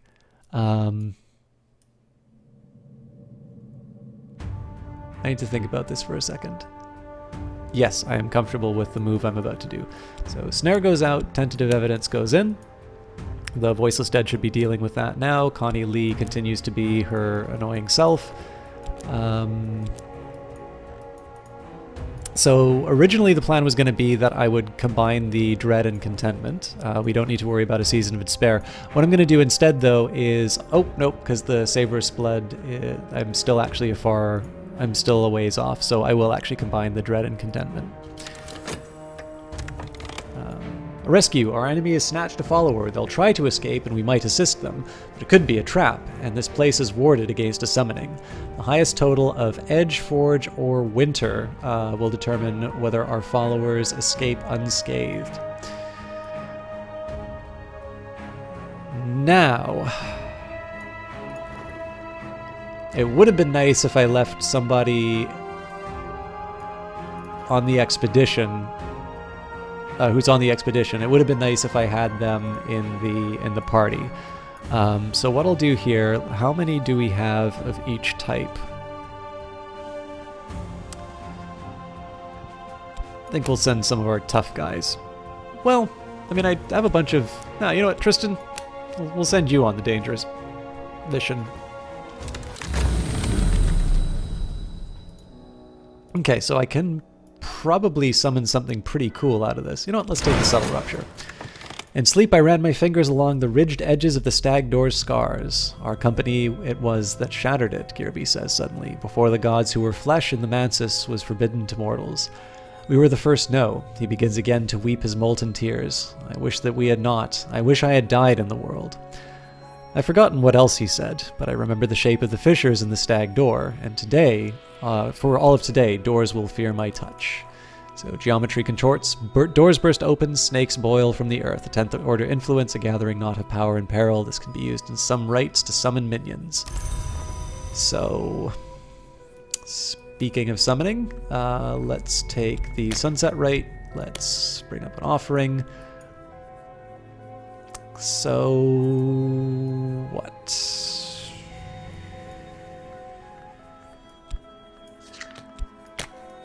So got winter, and I think I should be able to get away with an edge. Nope. Need very significant intensity of winter and a little knock and edge. Ah, well, I think I can still work with this. So let's say that we'll do the Rite of the Crucible Soul instead.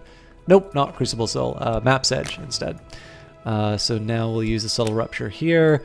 Our instrument should be the Manacles, that's 8 winter, and then Invocation. Ah, but I don't have a lot of edge. But it doesn't matter, we can still bring the Maid in the Mirror. So Deep Winter's cold name and draw in the Maid in the Mirror. Edge will to match her keen cruelty.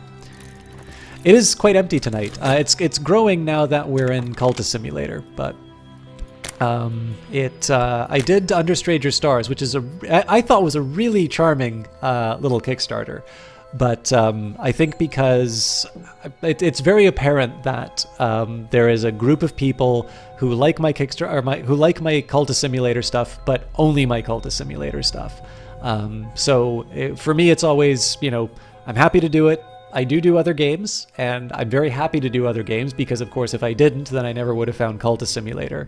But I never take an audience for granted, and it's pretty apparent when the chat is a little barer than it would normally be, and it's most of the time it's because I'm playing, or at least I start off with something that's not Cultist Simulator.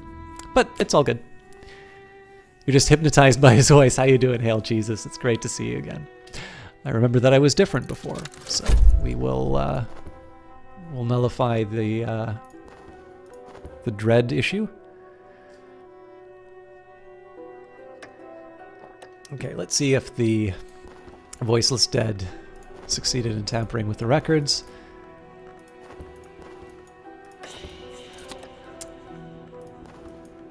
My minion has not returned. They have failed, and their blundering may have attracted attention. Well, that's not as terrible as it could have been, because I'll still have the Callagine after the expedition is done, and what I'll be able to do instead is send that off. But the good news is that with the with that particular with the Voiceless Dead, I would need to worry about a winter influence coming up and turning into dread, and that isn't happening now. So my rival has been up to some mischief, and the Suppression Bureau may take note. Treco TV, thank you very much for that follow. I appreciate it. All right, let's tidy things up. So Connie Lee, Douglas, Mystique, and I think I'm going to try and do something with a snare. I think I always want to keep one of those hanging around at this point, so we'll take Laidlaw.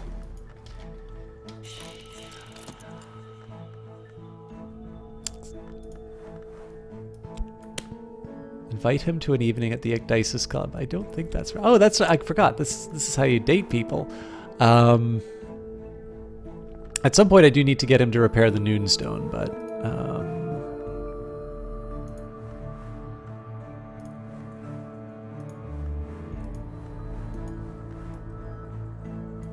yeah, let's just say the so it doesn't really matter what it is. Create a snare to delay or defeat a rival. Rivals are cautious. They don't prowl the streets like hunters. To defeat one, we must prepare a trap and await our opportunity. Edge, Forge, Moth, or Winter are useful for creating snares. Once created, a snare can be used when an independent makes an attempt on any vault. But unfortunately, it does not say anything about how to make super snares or anything like that. You wonder if the immortals get generated at random or decided by your ascension, because you're on a Grail Apostle and you also have Lady Tryphon. So I believe it is more likely that you get the quote-unquote canonical. Actually, probably canonical is not the right term, but I believe you are more likely to get the long that is associated with your particular ascension. But I don't have a direct answer for that on its own. A victory, a smashed lock, a broken window, night air by the gulp. Our follower is free, and our enemy will pay closer attention now. So, Tristan's back. Porter, welcome home. Warded cell's gone, and increased might. Our immortal enemy is taking us more seriously and has brought more resources to bear. An enemy along's might will increase, allowing them to conduct more powerful assaults. Okay. Old and happy far off things. Moth finds light in the dark, and so do I. In from the night, our spy has returned to us. I'll get the hint back, but I'll put the hint immediately back to work on Lady Tryphon, because I do need eyes on the inside. There are Forlong, yeah. So basically, so the three major victories will be Lantern, Forge, and Grail. So you are more likely to get the Lantern, the Forge, or the Grail long, but I believe there is a probability that you will get someone other. So the Diarist is the Lantern, JC is the Winter. Why can I never remember I can never remember the name of the Forge one, and Lottie actually asked me in chat on the Steam stream, and I still don't remember it, and I feel like an idiot. It's Colonel something? Anyways, so JC's Winter. I believe there will be a major Winter victory at some point. Lady Tryphon for Grail. Captain What's-His-Face for Forge, and the Diarist for Lantern. But like I said, I mean, this is all speculation on my part, because I actually don't know for sure that that the long are randomly determined. I do know that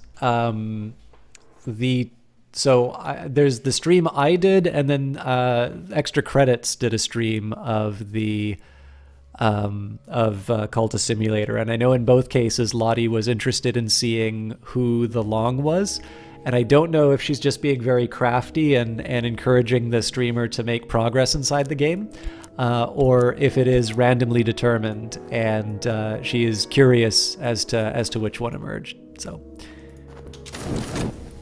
but I have my own feeling is that it's most likely that your it's just like any probability in this game now. It's like there is a likelihood, a strong likelihood that it will be what you're expecting, but there's always that small possibility that it doesn't work.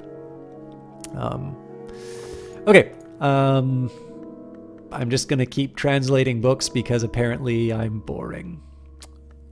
Oh, do I not know Aramaic yet? I think I even sold an Aramaic book. That's really embarrassing if I did. Okay, well, no translating Aramaic for me then. Obviously, I can get it elsewhere, but I'm a bit low on Spintrea, so we will translate the Orchid Transfigurations. I'm not too worried about the old and happy far off things because I can just paint that out of existence. Okay, throw the hint back at the long. Expeditions continuing. Again, I'm happy with where they're at. No point in throwing long after something that I'll be able to deal with. Ooh, this is interesting.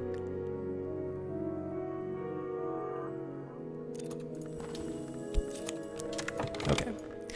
The thing that was a woman has no expression of her own. The movements of her eyes and mouth always match mine, as if I were looking in a mirror. Her fingernails are as sharp as glass. The ascent is glass, the walls are knives, each step is blood. The dead who rest before a new cracked mirror, who pass through the peacock gate, who master the sharp stare, those dead enter the service of the sun in rags. So 10-10 power. We'll throw her into the expedition. We will collect the remaining elements. And just because I don't particularly fancy some dread right now, we will take our notoriety and we'll take some mystique.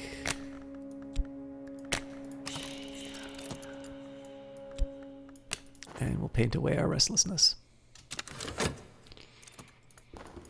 Okay, the sun still moves, the wind walks, my journals are a labyrinth clue.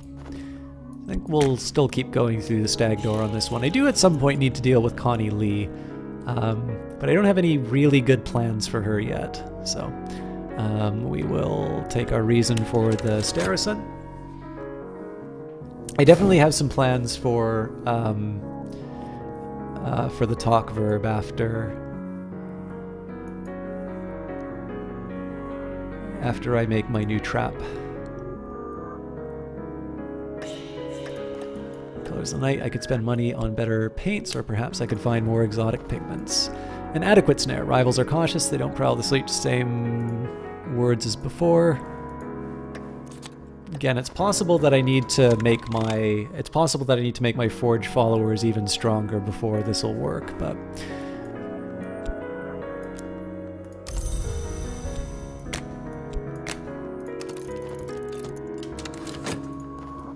report from our spy. The shape of the long strategy is becoming clear, and it is a direct assault. So in that case, we need a forge or an edge, and in this case I have a surplus of forge, usually at least. Tristan was a great agent last time, so we'll send him again.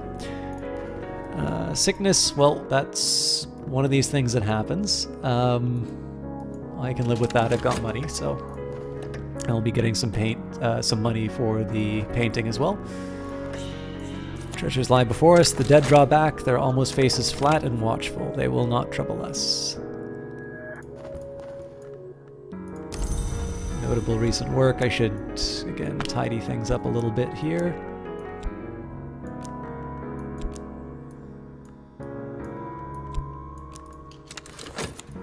Okay.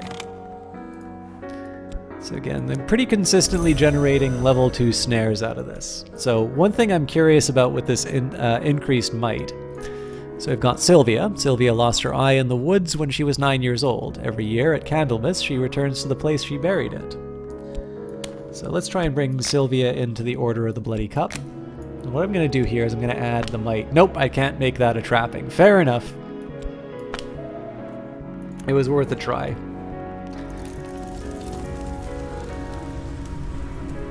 We are going to lose the delightful blood before I get a chance to...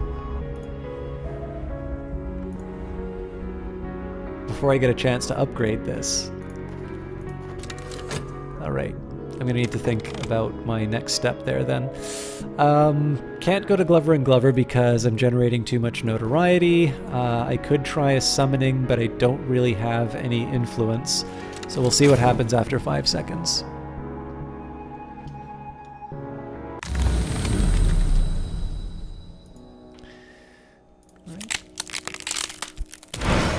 Could have been worse. I believe we read this one. This is the one with the yearning shanty. Yep. So we'll try and make a little more progress because I did play under Stranger Stars.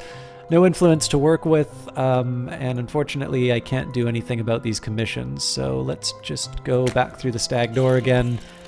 And I can paint. Do I want to paint?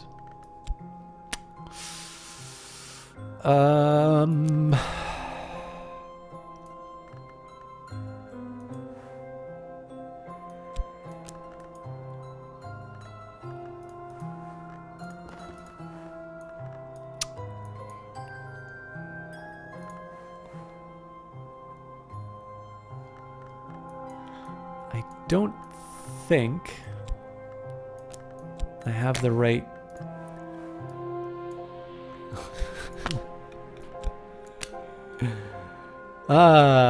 this...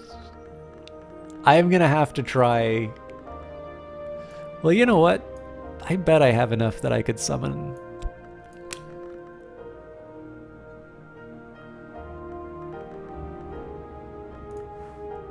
Oh, but it doesn't have Grail, so I don't know.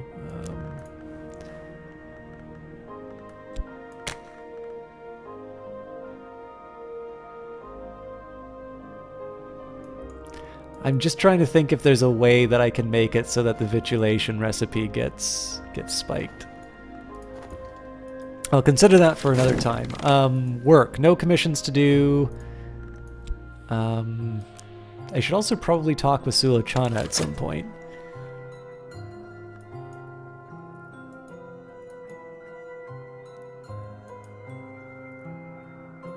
You know what? I'll do some painting.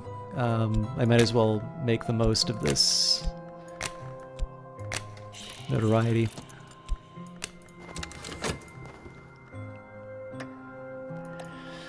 The air is stale and the dust sifts worryingly down the rock above, but the dead are still. This chamber, with its chopped fingers and ancient stains, looks promising.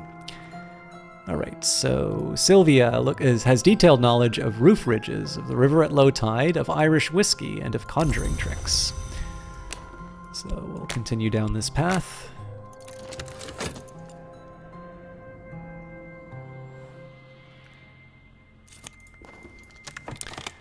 Alright, those indignities perpetrated by the deceitful fraternity of Obliviates. It is not clear whether CROD, who is identified only by his initials, was in fact an initiate of the Obliviate Order of Immortal Adepts. He wrote in the 16th century after the order, if he is to be believed, has passed the height of its power.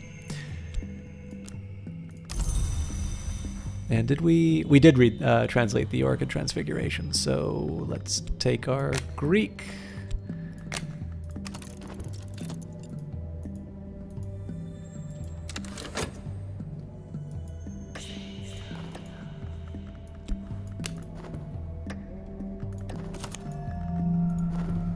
Trysts and interludes. If I have a particular friend, now is the time to renew our connection. I have no time for that romance. Makes me content.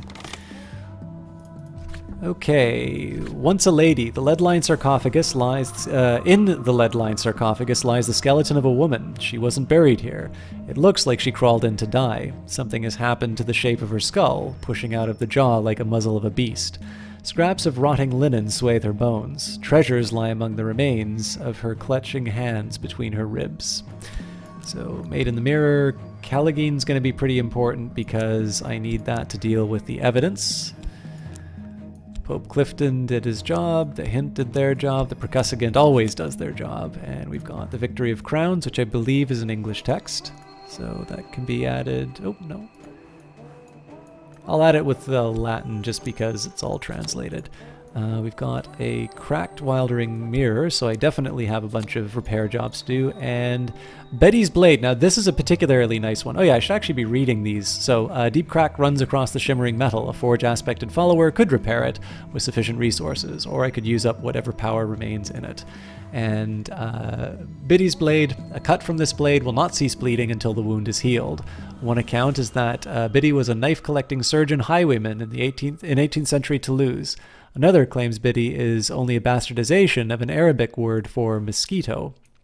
So the main reason I'm kind of excited about this one is that obviously my lore is fairly low for Edge, and this is going to give me access to a few more, basically a few more. Oh, damn it.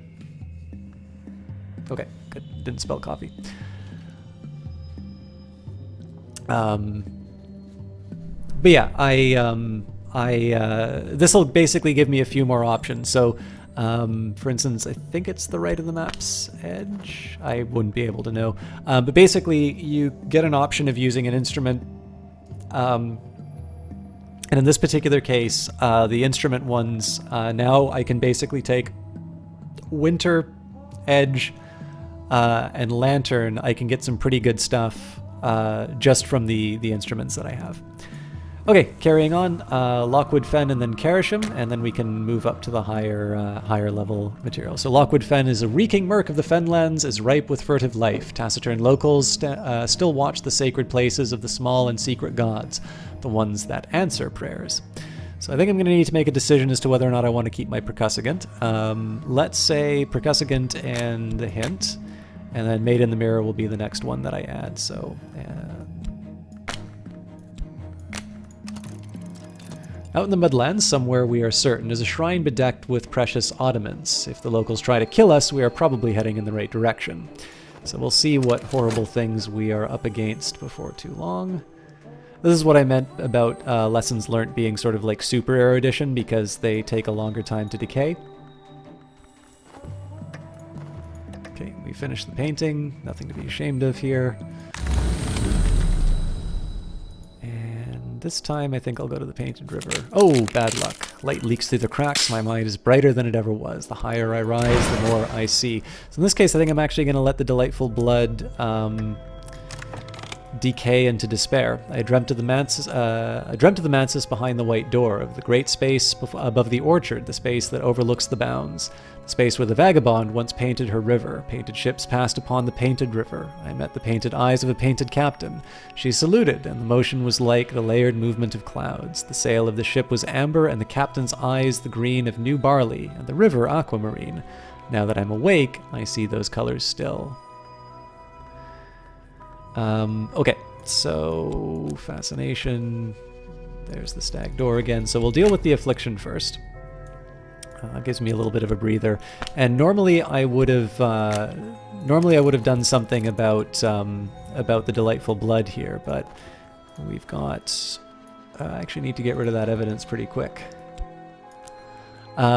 Essentially what I want to do here is the Delightful Blood will decay into despair. Once it decays into despair, I'm going to be able to use that to neutralize the fascination. The only drawback is that my Savorous Blood is just off of the timer. So, all right, I've exhibited the latest paintings publicly. Surely someone will buy something. So again, if I'd been paying attention before hitting that, I could have gotten rid of the fascination on its own, but I didn't, so shame on me.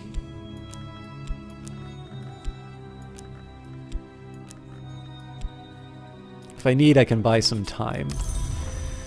Okay. Work. I think we'll just keep painting again. This time I will throw notoriety into it.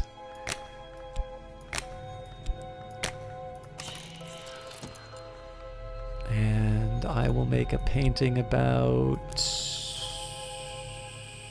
nothing too suspicious. Let's make a painting about,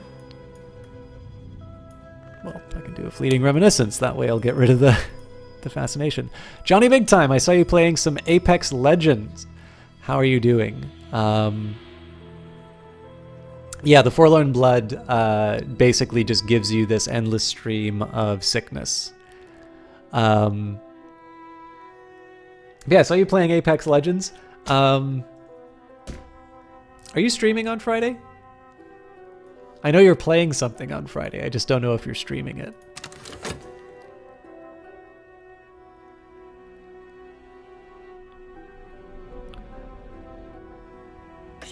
For really?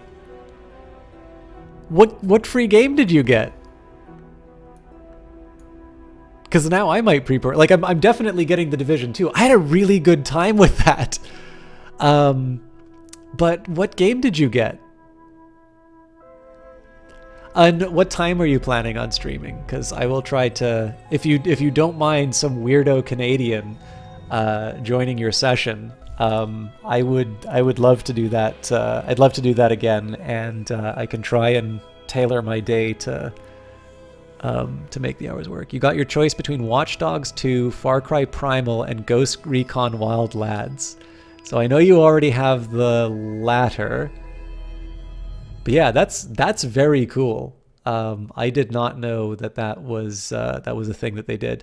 I actually bought Far Cry Primal. It looks pretty good. Tom Francis, the guy who made Heat Signature and Gunpoint, has good things to say about it.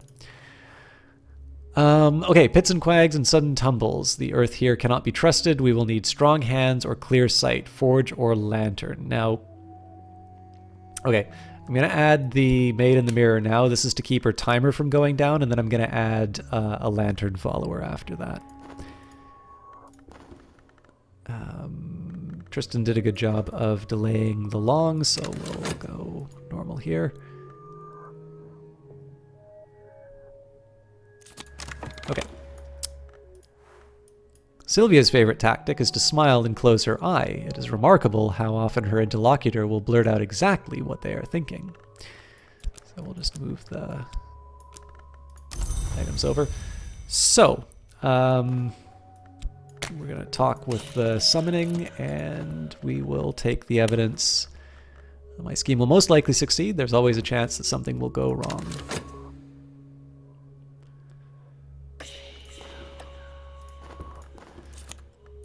Again, we'll spend on the paints. We have prepared the new text for study. Oh, we are a scholar. Lock the study door, the work begins.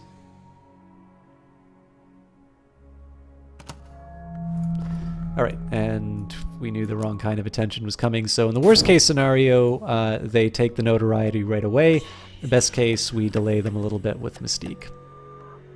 Okay, so that did turn into Dread. We'll combine that with the Fascination, and we should be good. We'll call upon the Watchman who illuminates. The Watchman will lend virtue to our lamps, that they will show us the perils to avoid. Probably. And sleep, you're in. The Watchman will clear our sight so that we can almost certainly pass without error.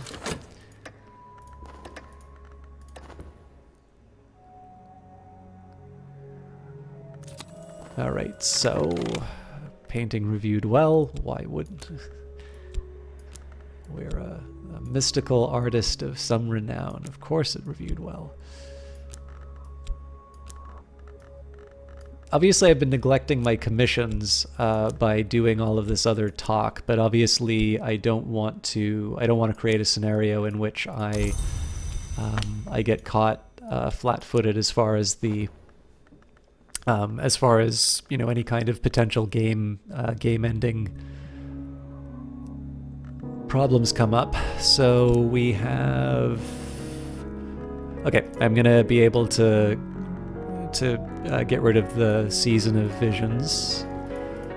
Now for work, the best way for me to deal with this Dread right now, oh yeah. Oh no, I won't need to worry about the Dread because it'll get nullified with the Fascination, so that's taken care of as well.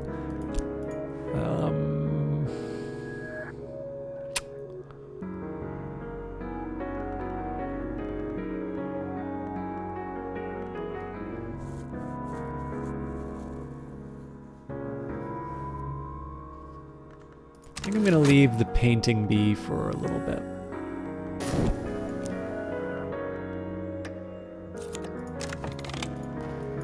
The sick room grows close and stale. It is time to get up.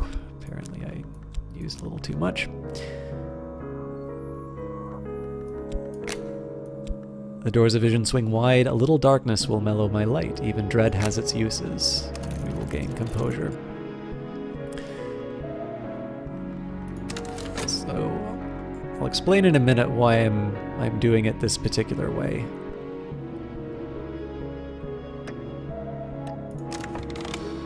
Okay, so take our skill. And oh, can't do that.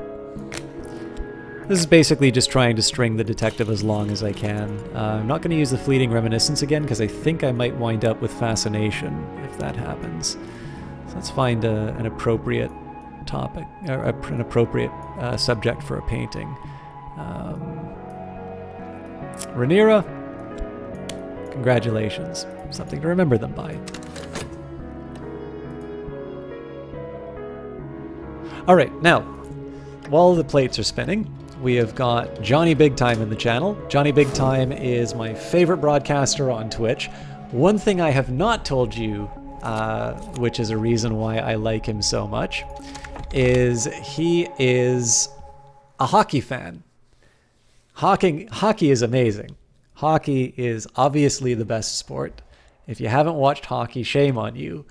But in addition to being a hockey fan, Johnny is the only streamer who I will watch who does Battle Royale games. He is incredibly entertaining. As I'm always fond of saying, he's a very charismatic streamer. He is able to basically make any game look good.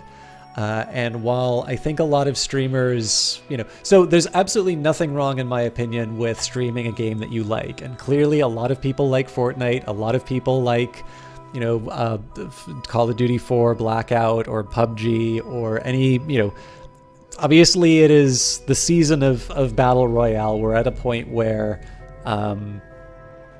we're at a point where even Tetris is getting a battle royale mode now. So the big thing though is that while I personally don't always find that the most compelling gameplay to watch, Johnny carries it off. And this is one of the things that's really cool about him off-cast, is that he plays a wider range of games than he actually has, or than he maybe does on his broadcast. One of the big things that he's doing right now is a Witcher series playthrough. So he's gotten through the first game, not without some scarring and emotional damage, but he made it. He's currently on The Witcher 2, and I believe he will be playing The Witcher 3, which means he'll be playing another game around the year 2077. Not the game, the actual year. And he is just a bundle of fun. Like, he has got a great attitude. He's funny.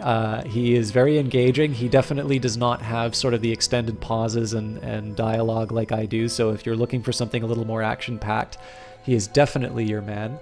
And, like I said, in a just world, he would be somebody who would be like my superstar caster friend who occasionally tosses me a 15,000 person host. But he is, in my opinion, one of these great streaming talents who we, as long as he sticks with it, I'm sure one day we're going to be talking about how we knew him when he was a smaller streamer. And again, just a guy who always delivers on his broadcasts, and somebody who, on top of being incredibly entertaining on his own, is somebody who can is just a genuinely nice person and fun to engage in real life. Now, I'm sure he thought I forgot him, but we've also got Lumpy Space in the channel, who I will describe as my favorite Mortal Kombat 10 streamer. But that is because he is the only Mortal Kombat 10 streamer I know. Lumpy is somebody I actually met through Johnny Big Time's channel, very friendly individual as well. And one of the reasons why I take these times on these shoutouts is to let you know a little bit about the character behind the broadcast, because the game that they are playing at the moment may or may not be your kind of thing. Oh, by the way, I also happen to know that Johnny Big Time is subscribed to the Humble Monthly. So at the end of the month, when he gets a copy of Cultist Simulator, I want all of you to bug him to play this game. I personally am really looking forward to seeing him battle the desktop. But Lumpy Space is somebody who I know through Johnny Big Time's channel, and this is a really great opportunity for me to talk about people who maybe you wouldn't normally encounter. Obviously, he's been really wonderful in terms of giving me some hosts and whatnot. But the reason why I feel comfortable giving a recommendation, or at least a suggestion that you check out a streamer like that, is largely some of the similar reasons why I do this for Johnny. You will learn over time how to engage an audience. You'll learn over time how to interact with chat, or how to find your style or whatever. The one thing that is a little bit harder to learn, though, is character. And there are some people who do a very good job of sort of presenting a certain person on a broadcast, and maybe they're quite different in person. That's obviously a thing. But maybe a little bit more importantly is not so much whether or not you're able to hide it, but the simple fact that if you are a nice person, and if you're somebody who is engaging in a chat room, you are very likely going to be somebody who is at least approachable on that level in a broadcast. So this is the really nice thing about Twitch. Like, when you are starting off and when you're growing a channel, you don't really lose out a whole lot if people don't watch you, because you're still learning the ropes, you're still finding your style, your voice. The one thing that's really difficult to learn is like manners and stuff like that. Are you a pleasant person to be around? Because being a pleasant person to be around is probably one of the biggest reasons why I will want to watch or not want to watch a certain individual on Twitch. So this is it. I mean, Lumpy Space I know much better as a chatter inside of Johnny's channel, but of course this is the big thing about Twitch. Twitch doesn't happen if you don't have people watching the cast or participating in chat or modding. Not everybody needs to be a broadcaster, although if anybody's ever wanted to do the broadcast, I encourage you to give it a try. It's not very costly. It's really just a matter of some time, and you might find that it's for you. And so in this case, I've been able to engage with Lumpy at a slightly different level. which is to see them as a broadcaster in addition to a very pleasant member of chat. So those are two streamers, quite different streamers from me, but definitely people who I think, if you're looking for something new, somebody I can give at least a recommendation for. As I'm always fond of saying, I can never really know 100% what your tastes are going to be, but they are definitely, they're definitely people who I think, they're worthy of spending the time to see if it is your sort of thing. So my minion is returned, the evidence has been destroyed, and I am a little safer. Okay, now I think I had some designs on the talk verb, but I can't remember what I wanted to do with it. So we'll read the rest. So those who do not sleep, we've translated. The Concursum diaries, we don't have Frisian. So I guess I need to actually start reading these books now, huh? Oh, and I don't have Aramaic, so we'll throw that down below too. All right, I guess really what I should be doing is I should be reading the books that have aspects that I need. Mind you, I kind of need a little bit of everything, but let's start by reading the Incandescent Tantra. Michael Blockley, an eccentric iron magnate, was fond of quoting from this tantra. Blockley died from a factory fire. Dialogues with an entity called the Crucible Prince. The prince warns about the appetites of his mistress, the Burning Queen, and the peril of the naked desire she shares with the sun, but professes his loyalty nevertheless. Okay, what did I want to do with the talk verb? We already got the evidence taken care of. Obviously, there will be new evidence that gets generated as a result of the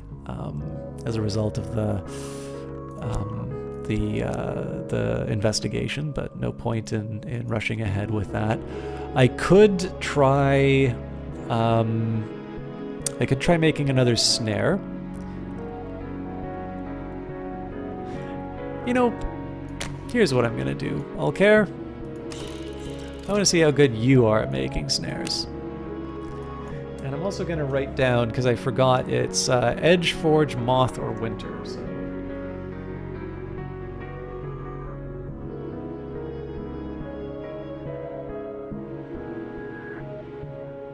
Oh, I remember what I wanted to do. I wanted to turn in my commission. Fair enough. Okay, no worries about fascination, but of course we've got sickness due to the fact that we have forlorn blood, but nothing to heal it. The expedition continues. Our expedition plans for the next challenge. It'll consume funds. I can add funds now, or I could send another follower. Now this is really just so that I can keep the Callagine in play. I'm going to be getting them to get rid of the evidence before too long. But. Okay, painting of Rhaenyra reviewed well. I'm going to do the same thing as before, and just wait on the timer a little bit before I gobble up some notoriety. This is not going to work forever because I am going to generate some notoriety as a result of the expedition, but in this case, this is just a chance to keep the investigator occupied a little bit longer. If I can find a way of tying up Douglas, that would be cool too, but I don't really think I have anything that will let me do that. But yeah, we'll play chicken. Oh, looks like we've got another abduction coming up, so would have been nice if I had one of my more senior members, but Alcine is going. Oof! I almost blew it there. Okay.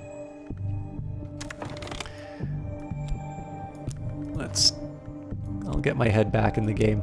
I'm going to keep Dream open just because I want to heal that sickness when it comes up. So, in this case, I think it makes sense to bring another Forge follower along.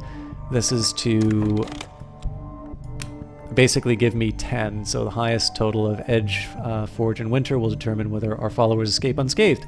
Of course, if it fails, I am in deep doo-doo, so... The rite which changes is necessarily a rite which destroys, but a great change requires the destruction of savage extent. So we've got the Khalidate Invocation. The names of the Forge have spoken these words. Use this in a rite with knock influence and a bone flute or other resources of equal power to summon a Caligine. So this is good because it means I have a slightly more reliable evidence killer. Let's move on. I think in this case the Leonine Tantra is good because we'll need some edge. The most notorious translation of the Leonine Tantra, Ashley Phillips, is listed as the translator, but their existence is explicitly denied in the prologue. This confusion is a characteristic of books which mention the Great Hooded Princes. The Tantra describes elliptically the Great Hooded Princes and the multitudinous ways in which they influenced wars against foreign invaders in the land of the Great River, although in a sense they were also invaders. So I want to keep a closer eye on what's going on here. Lots of stuff going on the board, so let's impose order. Fleeting Reminiscence is always nice as a reserve, and we'll tidy up our books.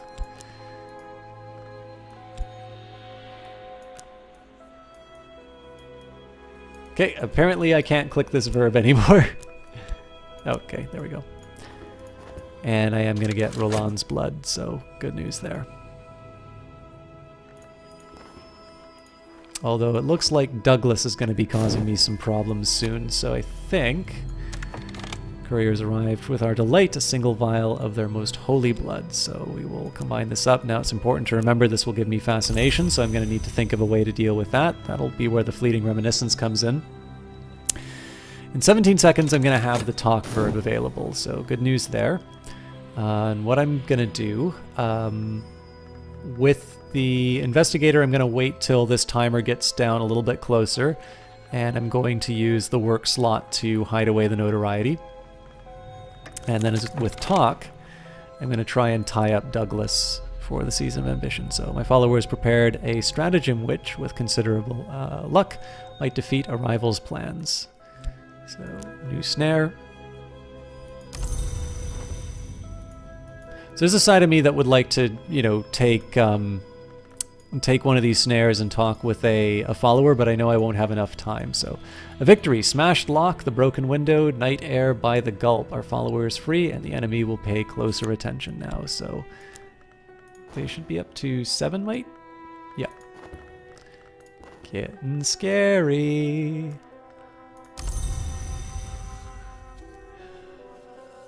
Okay, I'll wait the 10 seconds.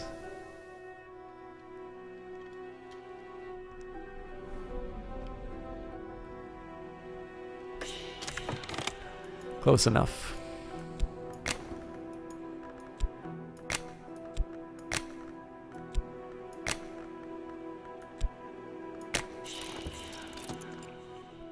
As far as a subject's concerned, let's extend the light of the fleeting reminiscence for a little while, and we'll wait a bit longer on the on that timer. So treasures lies before us, their blood pumps bright and then dark. They should not have opposed us. We move on.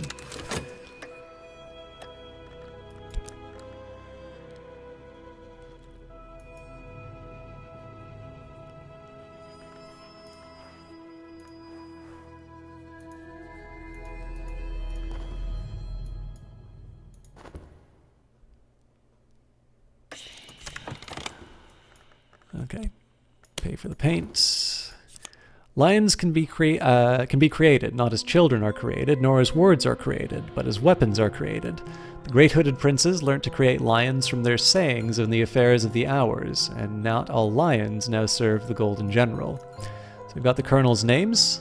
The colonel has been many things in many ages. He is blind, he is deaf, he cannot be wounded, he cannot be denied. His names are cunning, as only the very old can be. So this is also good news because this is substantially more edge than we had in the past.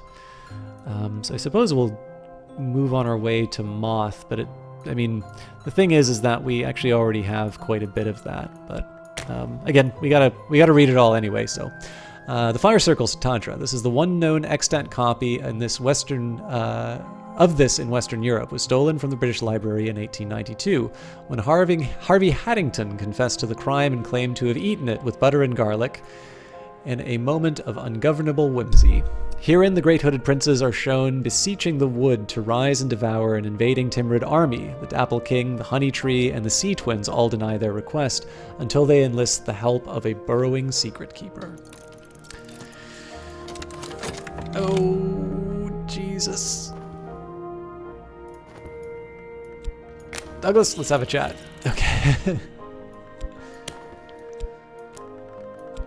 I'll do the expiring snare just to see if I can make something happen of it, but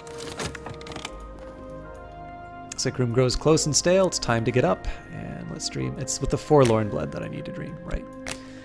So, the dream of the end, I consume the little vial of blood, lie back, close my eyes. Tomorrow I will be stronger. Now, of course, we're going to get another vial of blood because bad luck.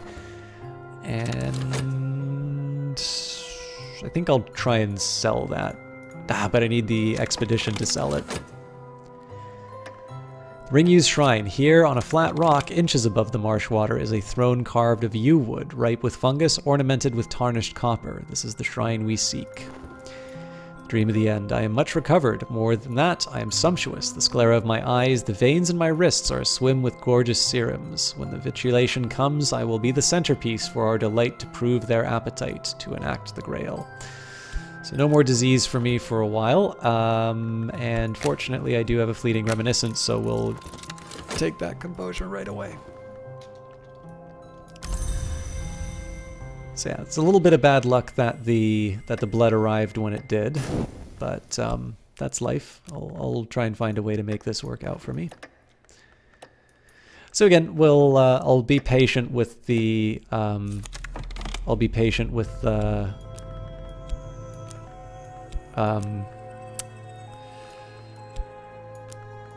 with the hunter and try and turn this into a way to sort of string them along.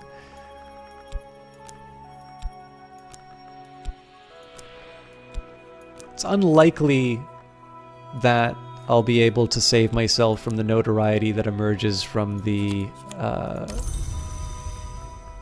expedition, but if you think about it, it's not the worst thing in the world to have the hunter trigger on a brand new notoriety, because these, of course, will expire a little bit faster. So, the Eyes of Sin.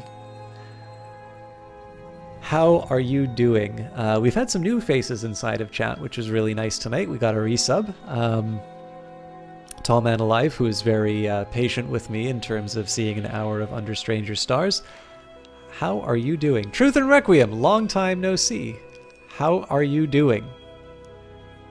What is up? What is new? What is happening? Have you even seen Cultist Simulator? Also, is it saying that I'm still in games and demos? No, I'm in Cultist Simulator.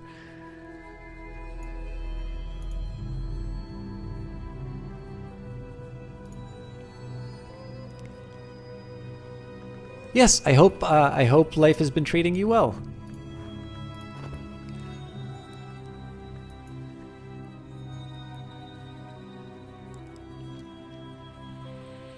Well, I wasn't sure if that was just me because I'm not very good at sort of keeping up with all the people on Twitch. That's just because, you know, life happens, and I definitely have lots of things to do that are not related to Twitch. But I'm glad to hear that you've been doing well. I'm glad that you've been keeping busy with things other than Twitch, because it's a fun hobby, but it doesn't necessarily mean that it's the only thing that we should be doing. And Isaacson says that you had noodles and company for dinner, Japanese pan-fried noodles. How are you doing? I'm very happy to hear that you're treating yourself every once in a while. And although I always keep hearing these delicious meals that you're cooking for yourself, and I'm a little envious. True the Requiem says you work for a 3D printing company now and general lifey stuffs. That's interesting. I had to write a bit about 3D printing, but I've never actually seen it work, so I always felt like a bit of a fraud when I was writing on it. Now, is it like a large concern, or is it a custom thing that you do? I'm not quite sure how that industry works. I think I'm just going to keep reading the... Wait a minute, what am I saying? I need to do the work slot, so let's wait a bit. Slightly less than 9 seconds, and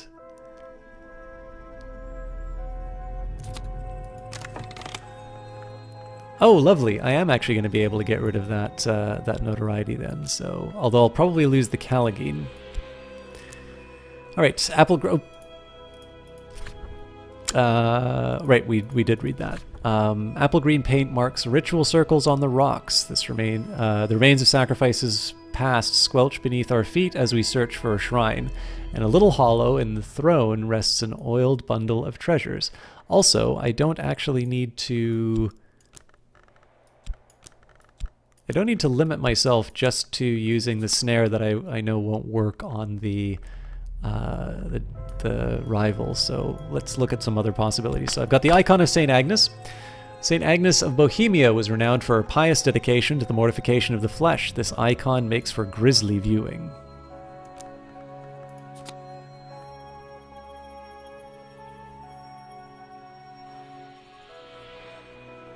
Oh, very cool. You're one of the biblical people now. You're rubbing shoulders with the greats.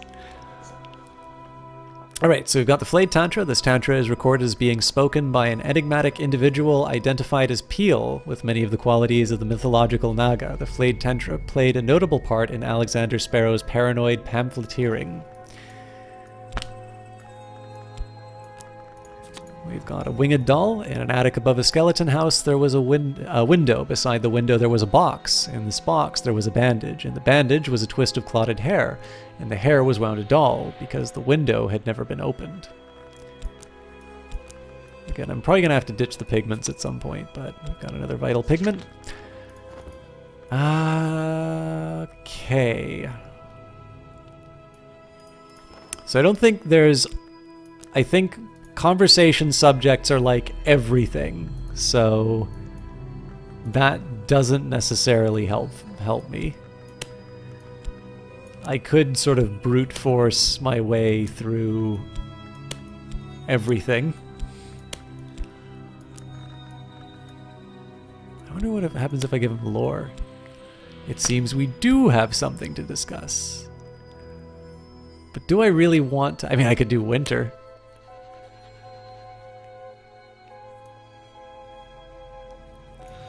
Not sure if that's the wisest idea. Yeah.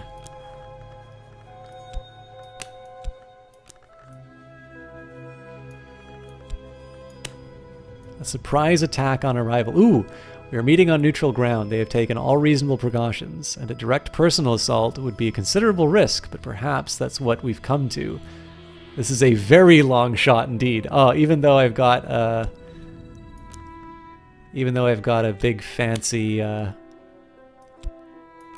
physique.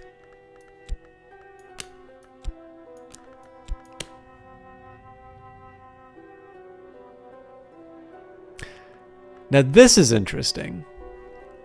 So I am going to send Victor on this one, and I'm partly interested to see if this winds up giving me a better quality snare.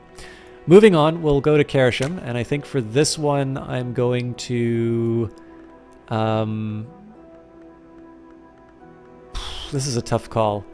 I think I'm going to try and preserve my Callagine and Percussagant, but it does mean I'm going to have some pretty substantial decay on the Maid in the Mirror and the Hint, which may not be something I actually want to have happen. Slink along the streets of the once fine townhouse, surreptitiously case the back garden. Odd stories circulate about the woman who lives here. She might be an adept, a collector, or even a rare thing called an impausa. We must be watchful.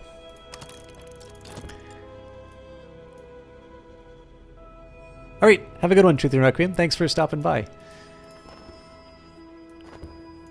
I suppose I could put the hint... Nope, because that would be a third individual. But yeah, I may be able to flip out hints. Doesn't really accomplish much, though. I'll figure it out later. And most importantly, I need to make sure that I throw as much notoriety in as I can to further delay.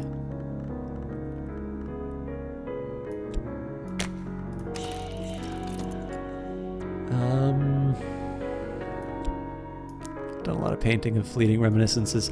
Dr. Deem does not want to pose. Everybody wants a portrait of Neville.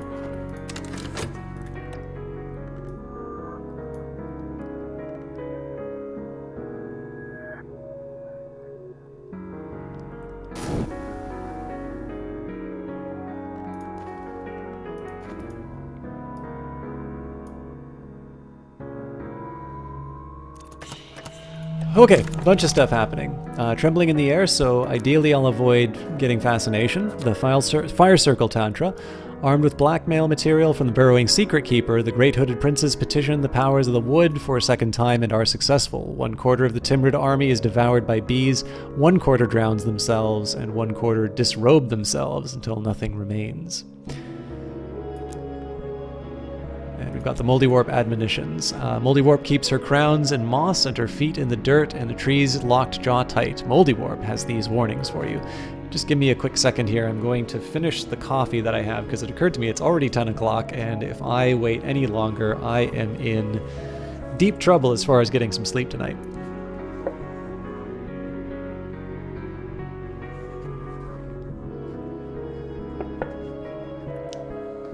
Omni's Eye says, watching System Chalk eating ice cream and a cool bed is perfect wind down to this day. That sounds absolutely heavenly. Not so sure about the listening to the System Chalk thing, but far be it from me to dictate tastes to you. How are you doing? Lovely to see you as always. And Iserson says that they, by which I assume you mean Nintendo, are remastering one of your favorite Zeldas and porting it to Switch. You are so excited. My rival cannot know what awaits them, safely unaware.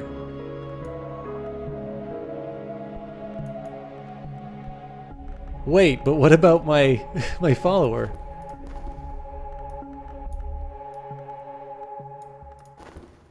Oh, here we go. Inadequate snare. Rivals don't prowl the streets like hunters. They only meet us on neutral ground. To defeat one, we must prepare a trap they may stumble into. Okay. I believe Link's Awakening is the only one that I've played. That was the one that was originally for Game Boy, right? Where it's like all a dream. Okay, let's keep reading Tantras.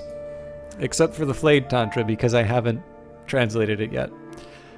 Ceaseless Tantra. The avant-garde choreography, Nicholas Carroll supposedly incorporated this tantra into his menacing ballets.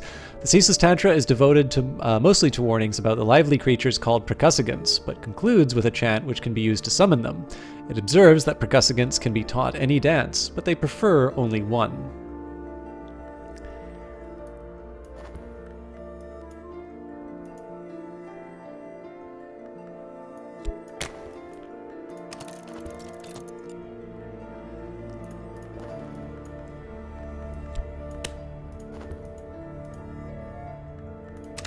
I'm surprised that Zelda is so obviously a Peter Pan ripoff.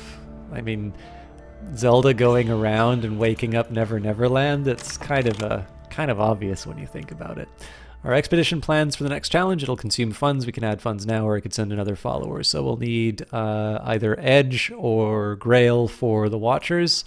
We will need Forge or Knock for the door. We will need Heart or Winter for the Fifth Eye Curse. So definitely a good argument for the Maid in the Mirror. The hint might have to suffer a little bit as far as the delay. Link's Awakening looks fun. Of course, one of my favorite parts of the Direct was the Mortal Kombat 11 announcement for Switch. Yes, Lumpy Spaces, next to Outworld, is my resident Mortal Kombat expert.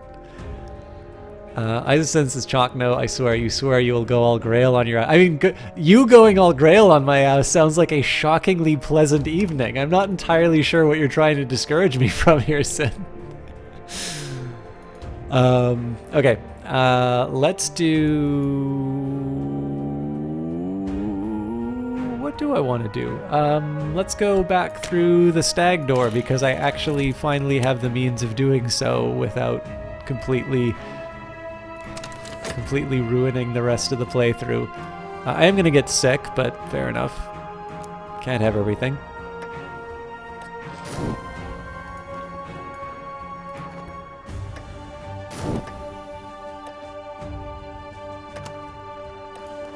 In from the night, so I get my hint back. Again, more level 2 snares. My followers prepared a stratagem which, with considerable luck, might defeat a rival's plans. Now, I do need to come up with some better uses for this talk verb, but I am still going to try and see if I can improve some snares. So in this case, we'll take we'll fulfill the commission just because that's the right thing to do. Modest fame with the painting. Again, I'm kind of indifferent as to the consequences of the painting at this point. I'm just really doing it so that I can earn some money while I'm not at Glover and Glover. Summoning would be cool. Oh, you know what? That's exactly what I'm going to do. So we will do the Rite of the Crucible Soul. We'll sacrifice the hint to itself. Our invocation will be... I think I can get by with a modest knock. And yeah, in that case, we'll just we'll get it to summon itself. Although this does expose me to the notoriety. From the night. Okay, we'll put the hint back.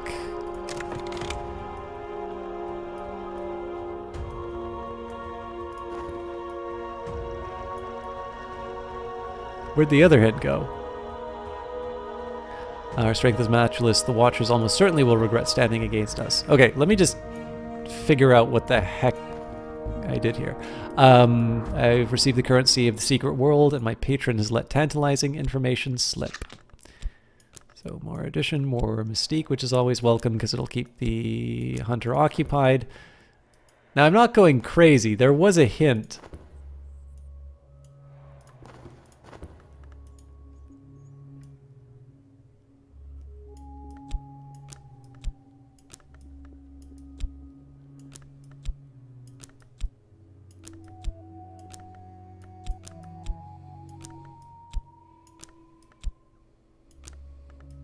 Oh right, I used it to summon itself. Holy smokes. Get your head in the game, Chalk. This is New Game Plus.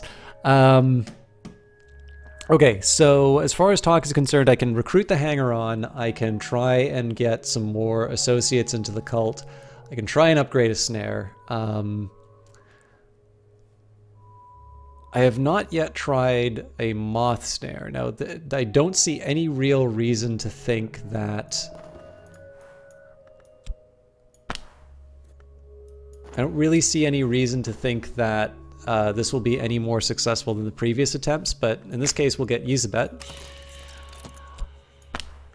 Okay, and we can't talk about snares, so that's a bit of a waste, although while we're at it we might as well just build a new one. Because I've already used up the talk verb.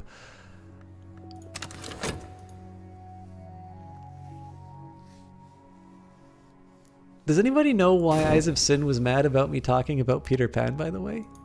I mean, I'm not saying that Zelda's not a good game. It's just, you know, it'd be nice if they would credit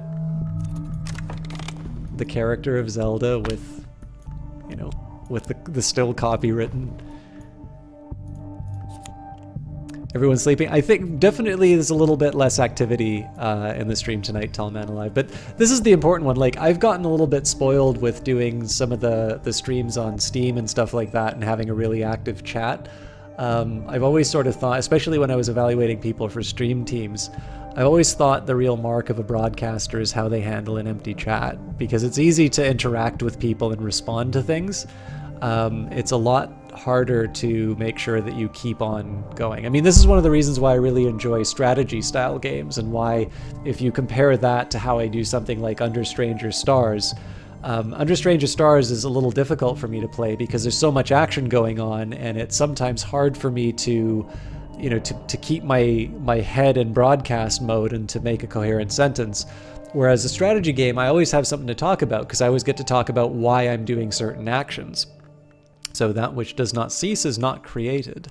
We've got the waking chant. Who could hear this and remain unmoved? The sleeping, the dead, the earth and the sky. Use this in a rite with a Byzantine tinct and a meteoric bullet or other resources of equal power to summon a percussagant. And we all like it when we summon percussagants, don't we? But yeah, I mean, essentially, sometimes there's no deep strategy to be discussed, right? In this case, I am reading books so that I can get access to more lore, because obviously through reading all this stuff, we've finally gotten some things that are in the halfway point. We're able to summon some really cool stuff if we have to. I've really run out of ideas in terms of upgrading snares, because I'm not able to talk to someone about them. There might be something that I need to do in like study or expeditions. But again, the fact that it's like the fact that there's really just aspect snare effectiveness doesn't really make me think that any of my existing options will work there.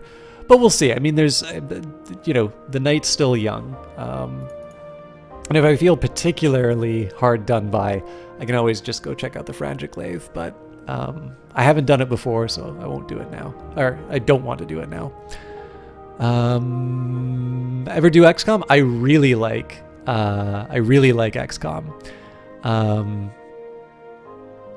I actually need to get back to XCOM 2 because we killed our first Chosen and then we sort of stopped playing. Not because I dislike it, I just ran into so many other things. But XCOM is an amazing game. And Isaacson says, one day you're going to tie me to a chair and make me play BOTW. Is that like a new battle royale?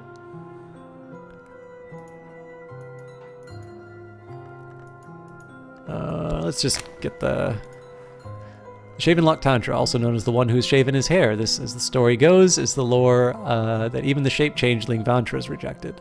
The Tantra speaks glowingly of those who are prepared to abandon their old self to seek a new and higher self. It warns again that once the change has truly begun past the third mark, a return to the old self is dangerous and painful. Tall Man Alive finished BOT Devil? Is that like where you get the chicken dinner? Their blood pumps bright. We'll never know the rest of it. Painted River? Yay! Took you 110 hours.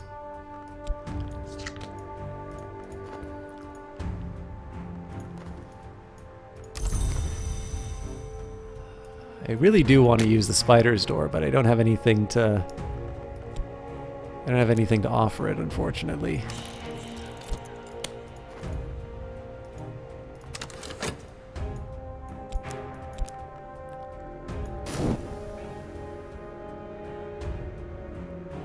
So we'll see what happens with the summoning, but with luck, I'll be able to paint away some of the notoriety.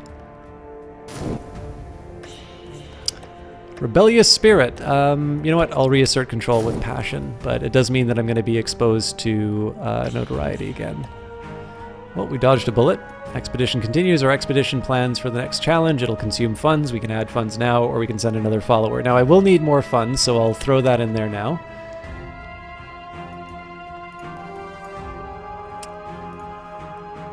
And we don't know what the plans are yet.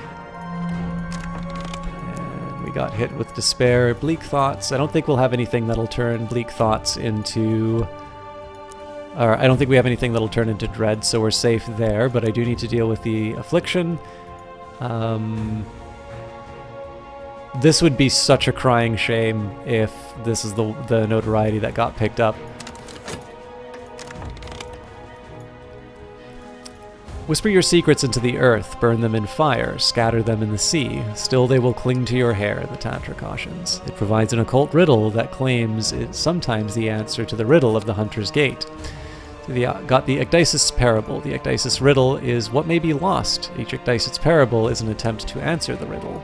So we've now got 4 of these, so I'll be able to upgrade one to another Moldy Warp, but as I often say, I want to keep one of each type of lore if I can. So Isaacson says, no, he plays a blonde guy who runs around the forests and climbs up mountains to collect cooking ingredients and find little leaf-faced friends who give him seeds and then go into a big broccoli guy's maracas. Yeah, you're talking about Zelda, right? Zelda's the guy who runs around and climbs like mountains and stuff.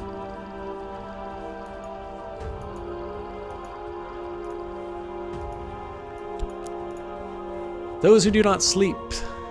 The Mystic Broadnax discusses the origins of the Sister and Witch and of the Thunderskin.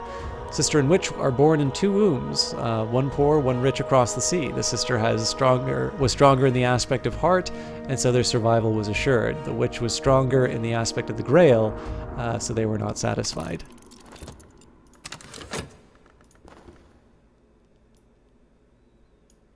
Not dignifying that with a response, Chalk.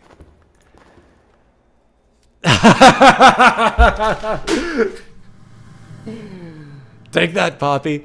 An escaped summoning closes on its victims. Okay, apparently Poppy Lascelles just got hinted.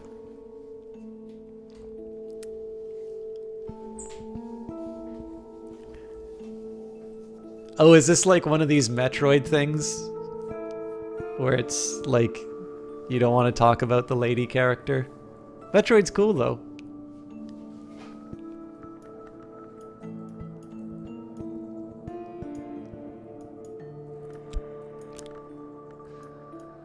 Alright, we will get our right back. Hey, how you doing, Sean? Sorry, I didn't even notice it was you. Your font apparently didn't register very well.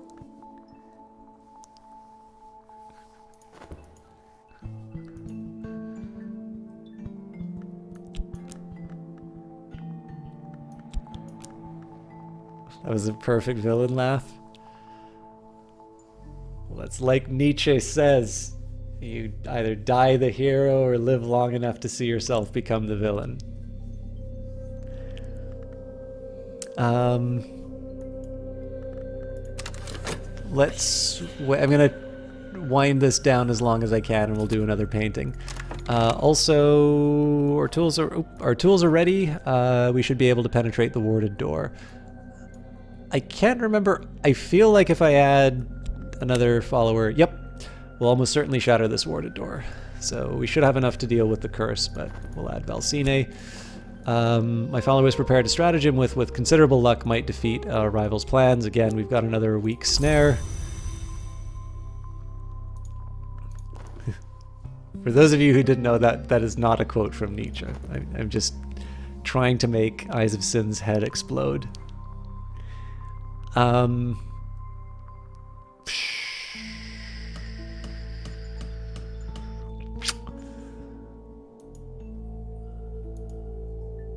Let's talk about dark mysteries. I'm just going to see if I can get any more bodies in the cult. We'll wait for a little while to waste the Long's time. This might give me fascination, but I think I can deal with it. Yep. Fair enough. Actually, I should have enough time to use the fleeting reminiscence and still heal myself, so I'll take the risk.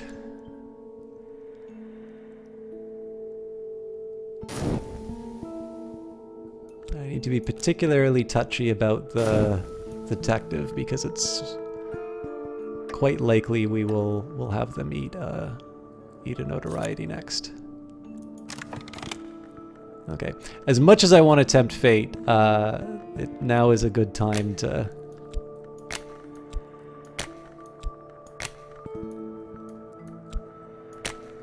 do one of these. The victim has survived after all, but the story of the night will spread like a stain. Well, I should have been paying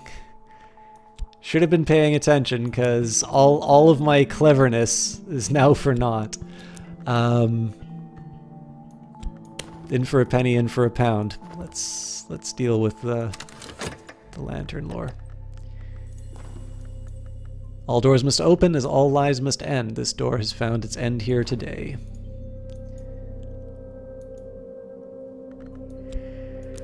This will be helpful to deal with the fascination that will emerge.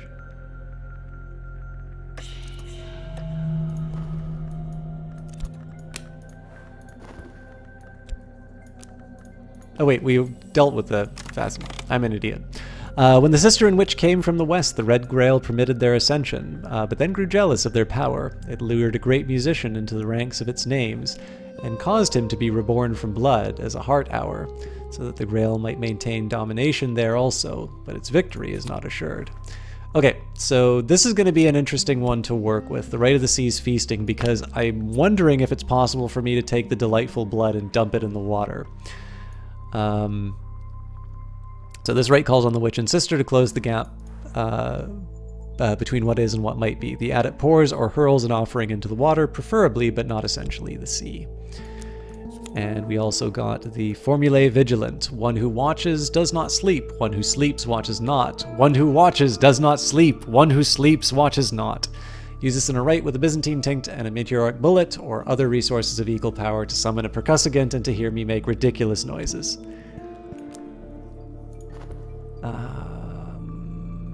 Let us read... We can't read the Concursum Diaries because I don't know Frisian. Orchid Transfigurations it is. Long dialogue between the Mountain Mother and the Vigilant Storm describes the ways in which both mountains and storms end, and the protections they use against those ends.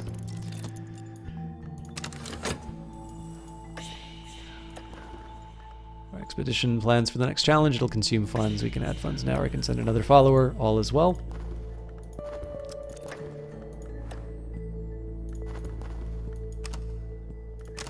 Okay.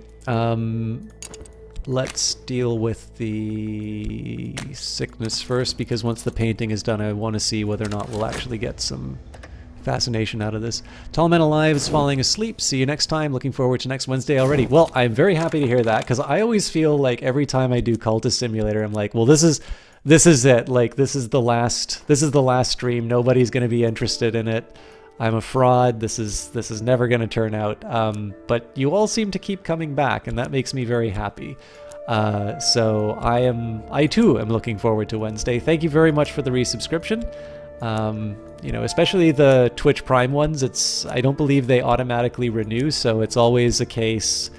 I always kind of assume that those are not coming back. But every time I see a new number by one of them, it makes me feel all warm and fuzzy inside, because I only do this for the money. No, obviously it's a nice little unexpected surprise, and it is really cool that that people, you know, consider this stream. Obviously, with Twitch Prime, right, you have people who give bigger perks for subscribing. But I think one of the things that is the most rewarding about it is that Eyes of Sin did such a wonderful job with the emotes that it's nice that people are able to sort of use them a little bit more often. So for those of you who don't know what I'm talking about, here are Eyes of Sin's emotes that she did for the channel. The funny thing is, the one I like the least now is System 1 Dumb, and that was actually the one I specifically asked for, because I had the idea you should have to like pay the most to call me stupid. But so my favorite one is System 1 HMM, and that's the one that you get at the $5 subscription. That one Eyes of Sin came up with completely on her own without any guidance. And System 1 Dumb is the one that I effectively asked for. And clearly the one that I was involved in is the one that is probably I just don't think works as well. And the ones that she was responsible for and had a little bit more of a hand in are wonderful, and like they're the ones that I love to advertise with. So the lesson is actually she made a really good alternative one. I should maybe replace number 3 with that other one. We should probably talk at some point, but anyways, if you're ever looking for emotes or any other artwork, Eyes of Sin does this for a living. I am incredibly happy with the work that she's done, and she might be very busy, but if you are ever looking for some artwork done, she has shockingly good rates. I am constantly telling her to raise her prices. But on top of that, she does these really wonderful, this really wonderful art. She's very good at putting faces on fruit. And just, I don't know. I definitely know where I'm getting my next batch of emotes from when the time comes. Anyways, moving right along.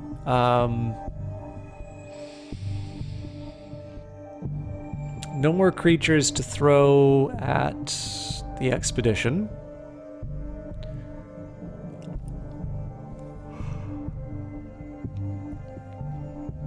I could get contentment from painting. I think what I'm going to do is I'm going to wait until the talk oh! This is what I get for not paying attention. I can actually do my commissions now. So Edge. That's more like it.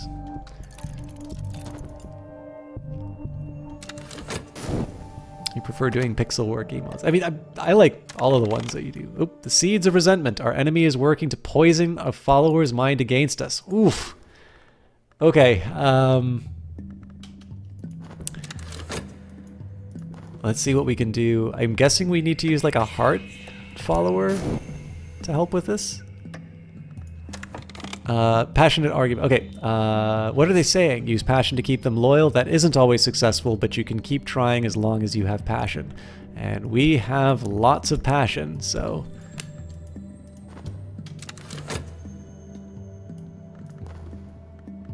the Ilgist knows what is already lost. His power will almost certainly protect us.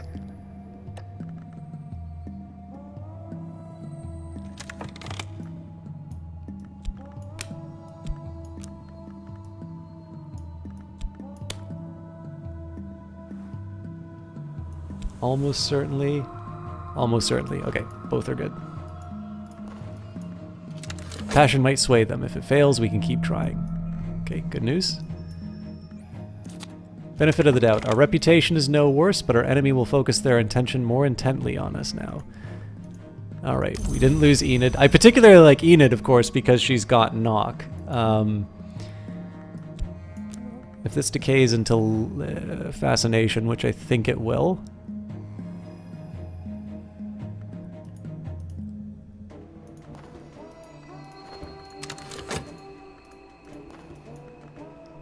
Yeah, we're definitely getting to a point where things are going to get scary with the long suit, I think. When they get to level 10, I think the idea is.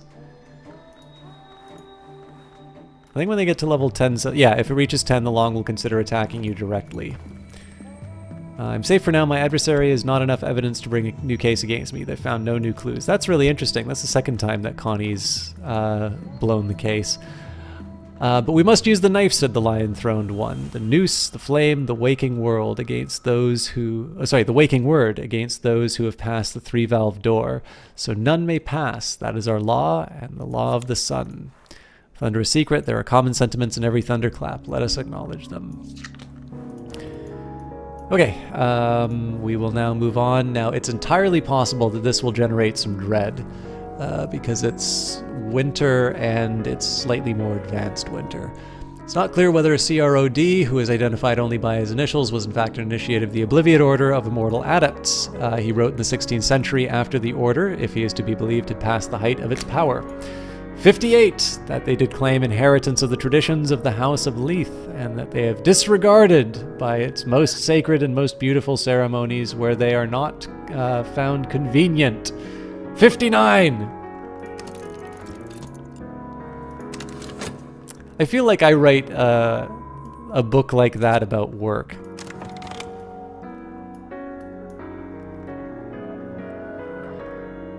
Okay, Mystique. And Violet. Violet is always giving unstintingly of her time, easing the pain of the dying. We'll just keep... bringing people along. Although I should have got a commission from Dr. Adim again. I'm really bad at doing that. The sick room grows close and stale. Time to get up. I won't go back into the land of dream right away because I think this will turn into fascination. Yep. Fascination makes me cry.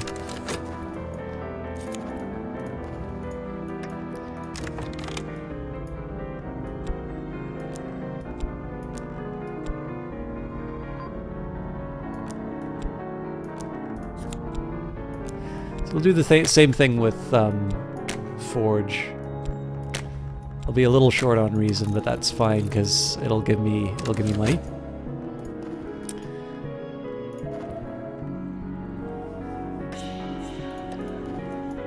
Our power is stronger than the power that was here. The curse won't touch us. So this is also going to be... So I think the way I'm actually going to do this is after the treasures. I'll probably be able to turn in with Dr. Redeem, maybe with Jannings. Or sorry, I'll get one from Dr. Redeem, possibly be able to turn in with Jannings, and that should free up the... Wait, I don't have evidence against me, so I don't need to use the Callagine.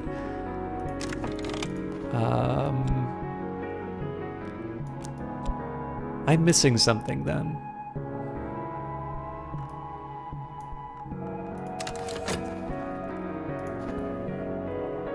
You also probably want to make another snare, just as a precaution. Now I share the right that the order used to summon a Callagine spirit. In clear defiance of the Lethan tradition, they did not offer knock lore, but with a winter initiate, but Malleus imperative, and a Malleus imperative, but rather winter lore with a knock initiate and the Malleus. It is not to be born. Okay, well, we've already got the Rite of the Watchman's Sorrow, so... And we have an Operation of the Declining Sun, part the second. This invokes, acknowledges, and welcomes the passage to silence. Uses an rite with heart influence and Byzantine Tinct to summon the voiceless dead. The book, of course, is silent on the Byzantine Tinct combination. Okay, I don't think I really need Edge right now from the Victory of Crowns. I don't have Aramaic, so we'll put that with the Concursum Diaries. Let's do the Book of the Centipede, because it's possible we'll get good secret histories out of that. In the mid-1860s, when Madame Yi presented an entertainment based, as she claimed, on this book. The centipede always found her way into the dark places. When she was punished for it, she reacted badly, in the Mansis as in Maya.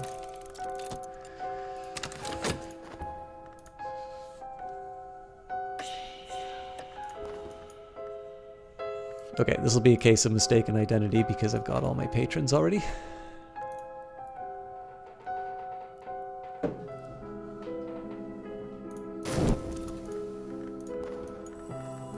And fleeting reminiscence for... Okay, who's back? Tristan, so good news there. I think here we'll just go through the stag door. No point in kicking around for the dream. And I finished the manuscript. So now, unfortunately, I'm back to sort of just kicking around at work, but... I mean, I guess I can paint the fleeting reminiscence. Oops.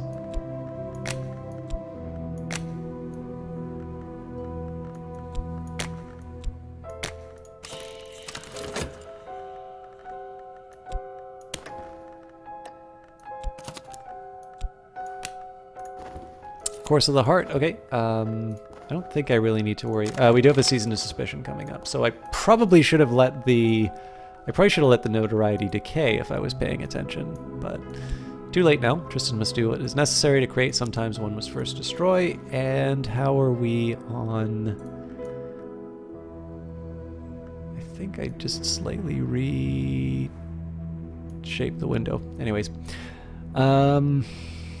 We don't know what the plan is yet, so we'll just let the hinters sit, or the hint sit and wait. On the topmost floor is an altar to the sun divided, which could be one of many hours. Sweep the items here displayed into a carpet bag, and let's make haste into the back streets. I also forgot to read this before, but nothing remains to bar our way. Search the cellar first, then the upper rooms. We don't want to be trapped. Okay, now this one's going to be a little hard for me to deal with. Oof, the icy atmosphere is going to be a problem for...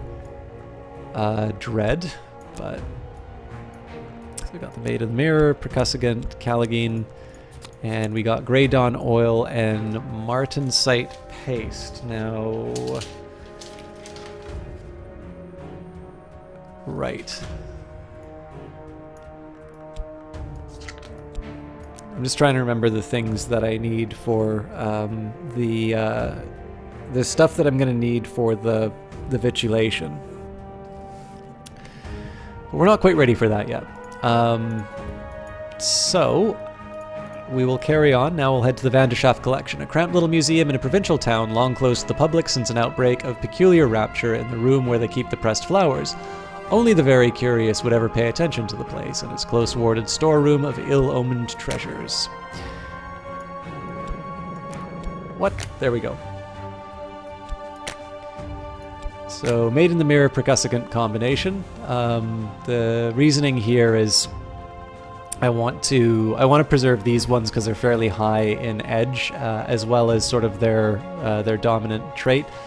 You could make the same argument for the Callagine.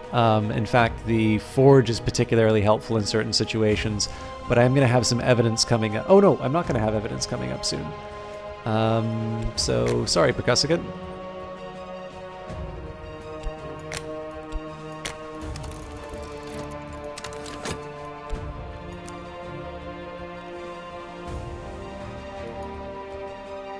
Oh wait, no, we do have a season suspicion coming up, so. Alright, so what are we up against? We are up against an engineer adept will ensure this door does not open easily. Forge or knock will defeat it. So here I'm going to preserve the Percussigan. Next round I'm going to add a Forge follower.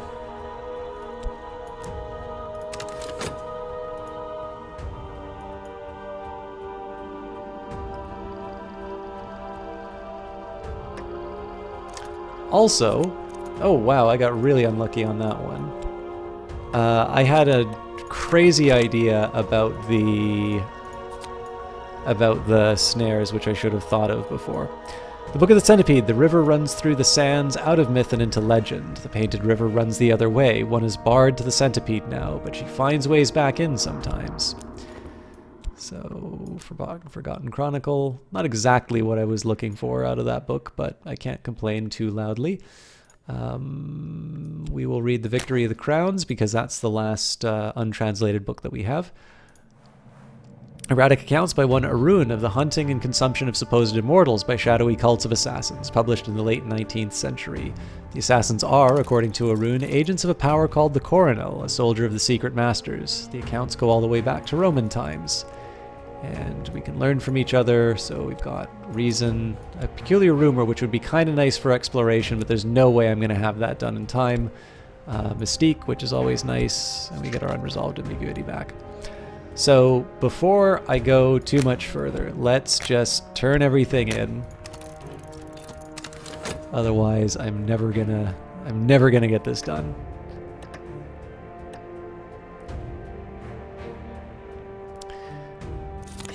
Okay, and that's actually rather good timing, so we'll collect everything, more Mystique. I'll just let the notoriety run down.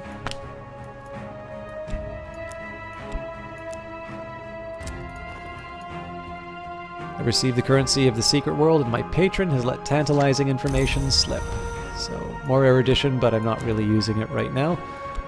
Madame Bichet, let's have a chat about your commission. Okay, so I was originally going to paint, but I don't think there's a reason for me to paint now. No, what I want to do instead is a summoning with the icy atmosphere. So we'll do I think we'll do the map's edge right now, actually, because this should allow me to... Oh, you know what? I don't think I'm going to have enough winter for this.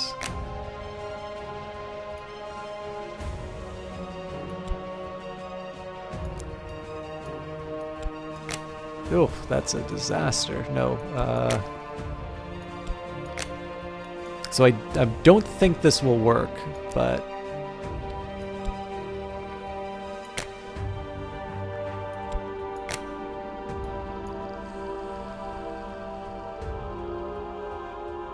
Yeah, so it's a very significant intensity of winter. I think I'm just setting myself up for disappointment either way. So we'll say icy atmosphere here. Let's do the icon of St. Agnes. If I throw a forge at it... Well, you know, Caligine's not the worst thing in the world to get out of it, actually, so... I'm pretty sure if I bring Heart, that's going to be voiceless, yeah, so... Yeah, so Forge is the right call, and I might actually be able to do that thing I was planning anyway, so... Our tools are ready, we should be able to penetrate the warded door. Obviously, that's not ideal. So, Forge or Knock, we already have some Forge, so as we said, we'll get Tristan to jump in here. We'll almost certainly shatter the warded door. Now, of course, the drawback is that we've got evidence coming up against me before too long, but hopefully the Caligine will take care of that. This will probably make Fascination, but... Oh, no, Forbidden Epic. The attention of the hours is drawn to the bloodiest wars. Afterwards, the histories are braided like hair. So, at some point I do need to upgrade these, but... we have Dread coming up before too long. I was curious if I could dream of my rival. Madame Bichet is happy with her commission, so good news there. Lots of silver spintrea, which is great, except for the fact that some of these people are not going to want to be paid in silver. The doctor would like help with his research. I'm happy to give him that help. And for dreaming, does it make sense for me to do anything other than another trip through the stag door?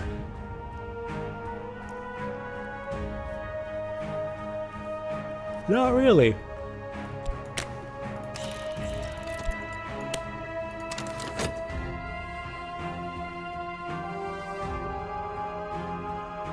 So in 40 seconds, I will hopefully have a good explanation for why I'm doing what I'm doing.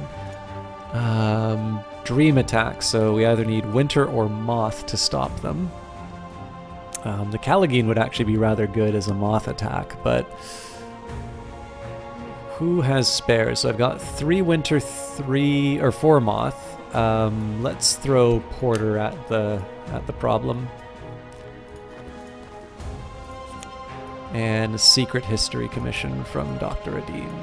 That should be fairly simple to fulfill. What I'm going to do here, so the mistaken identity was inconclusive because we got the draw for a mentor. So what I'm going to do here, we'll use another Secret Histories. I want to see if I get the peculiar rumor stemming from a potential follower. If that happens, then I know I've got every possible character. So all doors must open, as lives must end. This door has found its end here today. Okay, so tentative evidence, which I'll need to get rid of. I'll put Connie Lee away for a bit. Season of Visions. Now this is going to be particularly devilish because of the blood. Arun's scholarship is dubious, but she writes pithily. Incidents of sudden and violent death are interspersed with aphorisms. Hours don't dream, long try not to. When our ancestors forged swords, taught the arts of martial movement, spoke curses on the eve of battle, all these things shared certain patterns. Okay, so now I'm going to have to translate the Flayed Tantra before anything else. Obviously, we'll get some new books as we go through these areas, but for now, I will... I'll work with what I have. I also might wind up talking with Adim to get Aramaic, but I'll not rush myself on that. And hopefully in 4 seconds we have a Callagine to deal with the evidence. And it's rebellious, so what could possibly go wrong? Things outside this world have many weapons, knives, riddles, and despair. I have weapons of my own. Okay, so it's going to use funds. I'm okay with that. Fifth Eye Curse. I can't remember if I have enough Winter. I'll figure that out in a bit.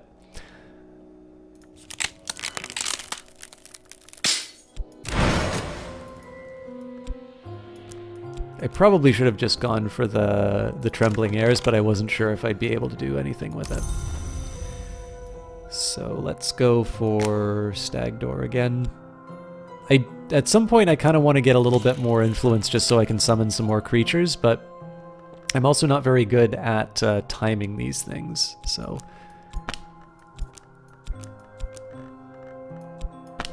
I'll also be honest, like, I would have normally expected to have a little bit more notoriety, seeing as we've been mainlining these expeditions, so the management for that has actually been... It hasn't been too bad. I think this might also be the last expedition of the night. I'm a little bit over time, which is fine, because obviously we did Under Stranger Stars, but I do have work in the morning. Okay, so this is Passion. This is a potential follower, which means essentially what I'm doing here, if I get a rumor from this, it means that there's no more followers. I'll just recruit the Hanger-On and Violet, and we'll call it. If, on the other hand, I keep bringing more people in, that's fine. I'll exhaust those possibilities. We'll finish the recruitment drive, and then I can start using talk for some other activities. So, mastery regained. I'm succeeding. Great news there. My summoning will obey my wishes for now. Okay, so obviously we're going to be wasting a bit of time with this. This is just going to count down, but there is a specific plan that I have for... Well, there's two specific plans. One, the tentative evidence, but in addition, I actually have a specific idea about summonings and traps. So I've got the Flayed Tantra. This Tantra is recorded as being spoken by an enigmatic individual identified as Peel, with many of the qualities of the mythological Naga. The Flayed Tantra played a notable part in Alexander Sparrow's paranoid pamphleteering. Peel was numbered among great hooded princes, but it breaks with its brethren and its brethren and followed the Thunderskin in the endless dance.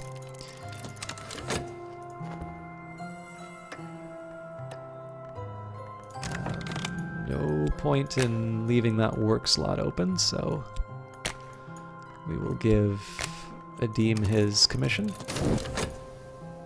Well, at least we'll write his commission. Okay, nothing to worry about here as far as fascination. That'll basically be like a free turn because we already have fascination here, and I don't believe you can double it up. Looks like the attack was not successfully thwarted. This time I am going to take the trembling heat.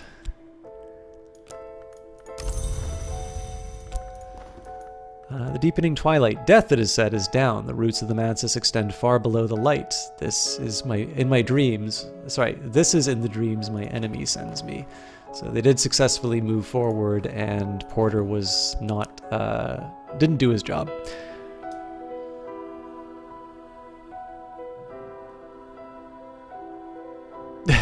How you doing, Galva? You know what? Sorry, Galva. You came in a little bit earlier, but I don't think I actually said hi to you. I think I just thought it, but I don't believe I actually said the words. So it's always lovely to see you. I think this is the first evening you were not the first one to speak in chat. Though that is not I am not calling you out on that. That was just a slightly jarring experience to not immediately see your emotes right away.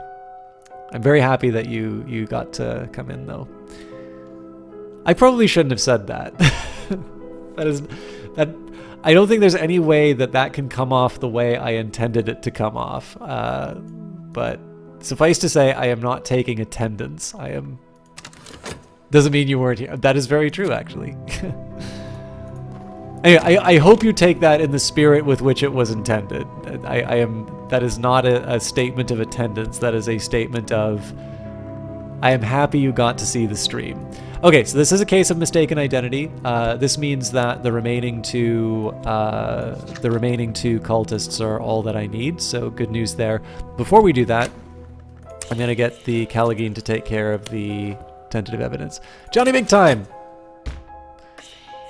You're back. You love you guys. I'm always surprised that you spend more than, like, I'm used to people just kind of coming in and waving the flag when it's not a game that they particularly like. I'm always a little surprised when I see that you're still in the channel during a Cultist Simulator stream, because I always assume that you just quietly hate this game. I have no reason for thinking that, by the way. That's just what I think. You're all my friends. You're just playing some Apex while watching. I was meaning to ask what time you're planning on streaming tomorrow. If you know. If you don't, obviously, I don't mean to. Did you guys know that Johnny Big Time streams? I hear he's kind of good at it.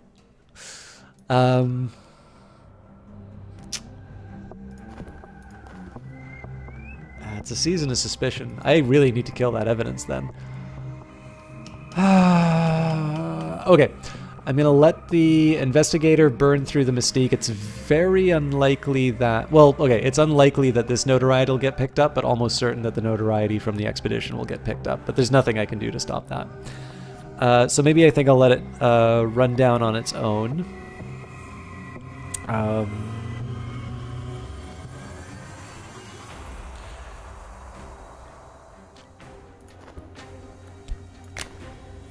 We'll carry on with dreams. I was trying to think of a reason not to do it, but we don't have an opportunity for more blood, so okay. You don't know you have some stuff to do, but you're definitely going to stream. Okay, cool. I was just trying to see if there was a way that I could tailor my day towards optimizing the alignment of the planets. Probably more Witcher than Friday is Anthem, ETA's money-grabbing loot crate extravaganza. I like the way you think, Johnny.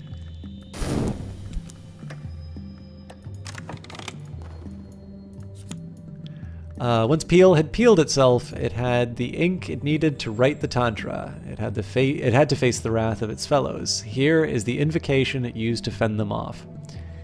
We've got the Geminate invocation. The Sister and Witch have always been invoked for protection at crossroads, at the moonrise, where the land shelters the sea. Use this in a rite with a Byzantine tinct and a meteoric bullet, or other resources of equal power to summon a percussicant. I still don't know how Anthem's going to do. Like, I thought it was a very good game. It's just, I'm not sure, I don't know how widely the game has been marketed. Now, obviously, that doesn't count for anything, because Apex wasn't marketed until, when it came out, and it's the biggest thing ever now. But, I don't know if there's a huge expectation for this game going in or not, because my feeling is that these games are being designed for sort of the long haul, not the big releases like summer blockbusters used to be. But you're always down with loot grinding stuff, so you're hip with it. Apex is like everyone's most favorite game on the planet. So I was talking with somebody about this before. I definitely feel like the day of the streamer who it's Total Biscuit plays Sunless Sea, and all of a sudden it sells 1 billion copies because he streamed it. I think those days have been gone for a while, and what it's been replaced with is basically it doesn't matter so much that a single influencer plays the game. Effectively, what happens, I think the business model of influencers probably should be, assuming you want to call yourself that. I really hate that term. But basically, what I think it should be is you build your audience, you do your thing, you become Ninja or Sheriff Eli or something like that. And essentially what you do, the money that you get, is essentially you rent out your audience to a company. So, if so-and-so wants to move up. And the thing here is that, renting the audience does not mean that these are people who are going to wind up buying the game from you. Although, if you want to pre-order The Division 2, please use that epic link below. Proceeds go towards me. But effectively what's happening is you are buying a position. You're either buying a position on the Steam front page or you're buying a position on the Twitch front page. So the idea here is less about, I want to get name X because name X sells games. It's more, I want to create this impression that everyone is watching this particular thing. And I tend to think this kinds of audience is a bit sticky because, of course, and Apex it seems, I've not played it, but everything that I've looked at indicates that it's a really well done game. And so, it's able to sort of break in. You see it at number 1 and you're like, oh, okay, what's going on here?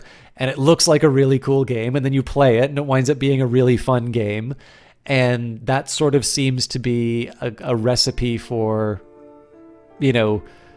not just getting attention at the beginning, but getting attention that winds up staying longer than the period of time that you're paying for that attention. Now, again, not every streamer looks at it that way. I know some people who are basically asking for money to appear on a Steam stream or something like that. And I mean, if the developer's willing to pay for it, that's fine. Because it's hard to make money doing this thing. I just happen to think that there are, maybe some other ways that you, I think in the end, the developer probably shouldn't be focusing on trying to get, name X to stream the game, because I just don't think they're actually going to sell copies. I think instead what they want to do is make sure that in terms of discoverability, they're able to put themselves in a place where their potential audience will find them on the places that they're watching. And that means, YouTube, Twitch, possibly the Steam front page. If you look at the weatherfactory.biz blog post, obviously for a very long time, I pushed GOG as an alternative to Steam. I wanted an alternative to Steam. clearly that is not what I feel about GOG anymore. But I mean, I'm back with the Epic Store. I would like to see more competition inside of it, but inside of the distribution space. But if you take a look at the sales figures for Cultist Simulator, like, it is not even close. That GDC survey that came out, basically it's same proportions that you see for Cultist Simulator. There's just, the Steam is really the only game in town still. So, okay, let's upgrade some forbidden epics, because there's really nothing else that I want to double up. Well, I mean, maybe the Edge, but I have the Colonel's names, so it's not as big of a priority. Galva says, as you scroll through your list of people that you follow, whenever you come across someone playing Apex when they normally stick to one game or whatever, you think to yourself, oh, the disease is spread to them and they were susceptible. Yeah, like, I don't know if I'd ever play... The only time I think I would really play Apex on stream would be as if I was co-casting it with someone, because even though I like playing first-person shooters, and, you know, Wolfenstein was a good time when we did it. Like, it's not like I'm just sitting miserable while I'm doing them on stream. I think the big thing is that I sort of know, like, to me it's more of an opportunity to be able to play something with someone rather than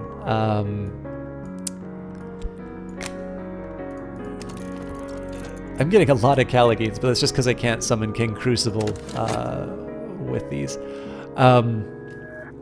You know, it's a little bit more about playing the game with a specific individual as opposed to, you know, oh, I have to play Apex. Oh, you mentioned the growing example of things with GOG that happen to you in some other streams you hang out. People are get legit mad at me, like you're slammed during their Divine GOG. Yep. Somebody told me one of the risks about talking about this would be potential harassment. I was like, look, you know, pay people. This is not a this is not a complicated idea.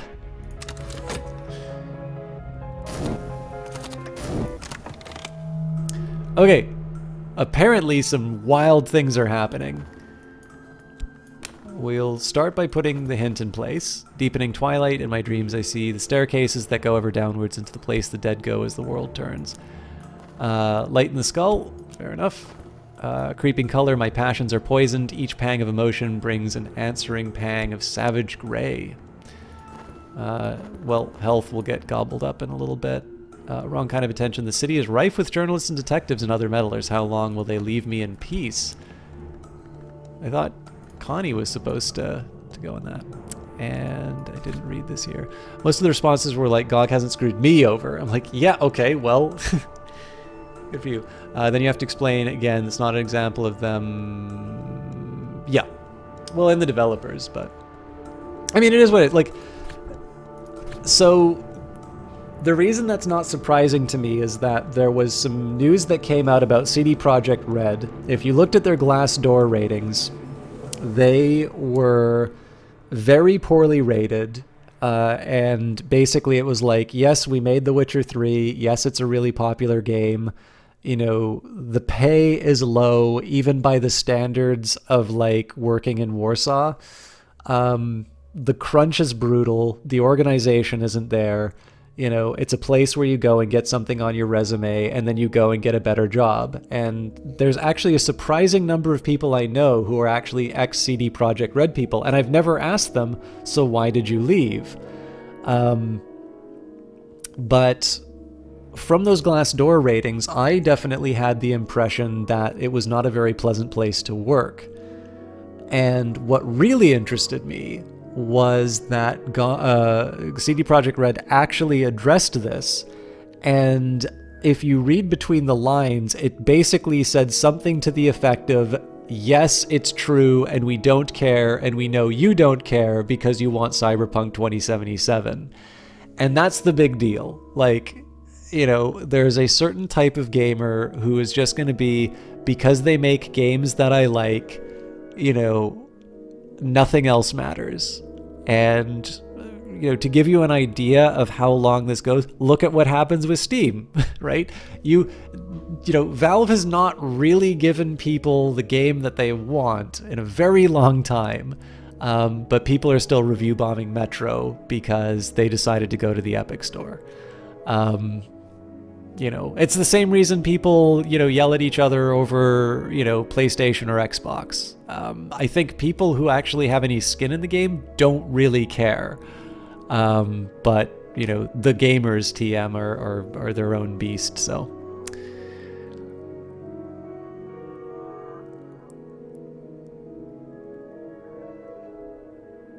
Yeah, actually, okay, so I'll read this thing for it. I've been deliberately avoiding the Activision Blizzard thing, but I have a couple of thoughts on that. I'll just read through this. So the walls of the painted chamber carry seeds of war from all the major histories. Vienna falling to the worms, the sovereigns of the leashed flame burning the martyr soldiers of the Knot Sisterhood, the meeting of Alexander and the Shadowless King. Along one wall, a shelf is stuffed with junk and curiosities. A book of pressed flowers emanating a peculiar scent. 3 elderly Baedekers, a collection of butterflies painted black and white, and the real treasures, an oddity in a glass case, and a cloisoned coffer of rare books.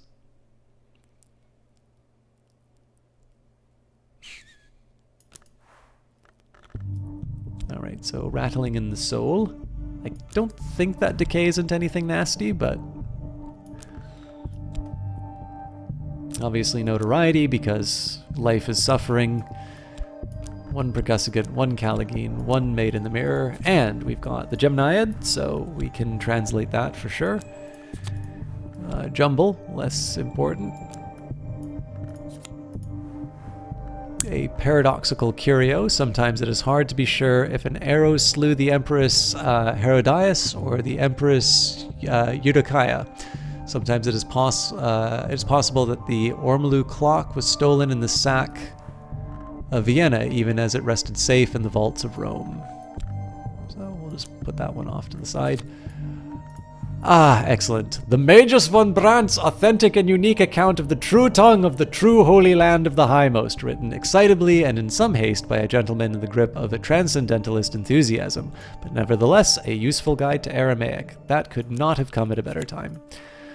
The Vincent inscriptions. Everett Vincent described these Frisian inscriptions from a cliff in Anatolia, where he famously survived a lightning strike. He died 7 years later to the day. His bones, the legend has it, were hot to the touch.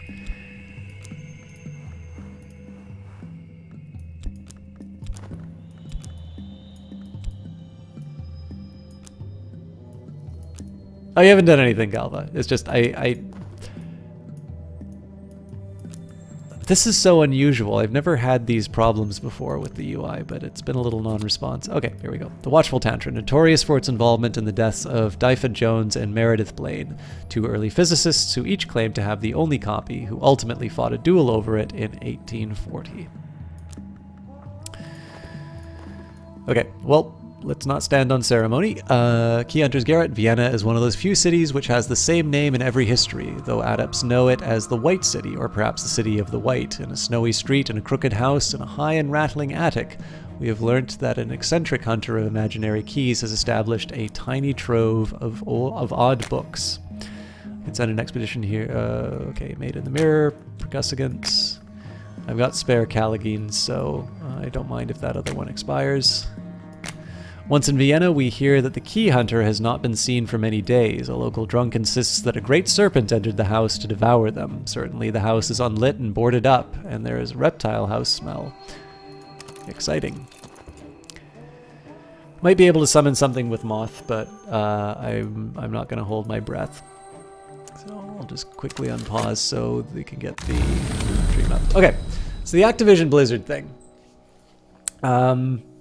I have resisted commenting on it because I think there seems to be like a takes industry, and sometimes, especially when really bad stuff happens, the world doesn't really need your take. This isn't even just a question of hot takes. It's like one does not always need to comment on events that occur, and particularly with regards to employment. Now, what I will offer, and I am always misunderstood when I say stuff like this. So like whenever I do, an analysis that says, you can take a look at the sales of this game, and yes, I know everybody says that it's bad, or everybody says that there's no value to this thing, but, people don't have a gun put to their heads. They did buy this and they're not returning it. So, we can at least infer that there is some substantial number of people who find this successful, or at least that it accomplished what it was looking for. And then everybody's like, oh, you think games are only worth money? It's like, no, but money is a decent proxy. When's the last time that you have willingly bought something that you don't like, right? That's essentially all that's saying.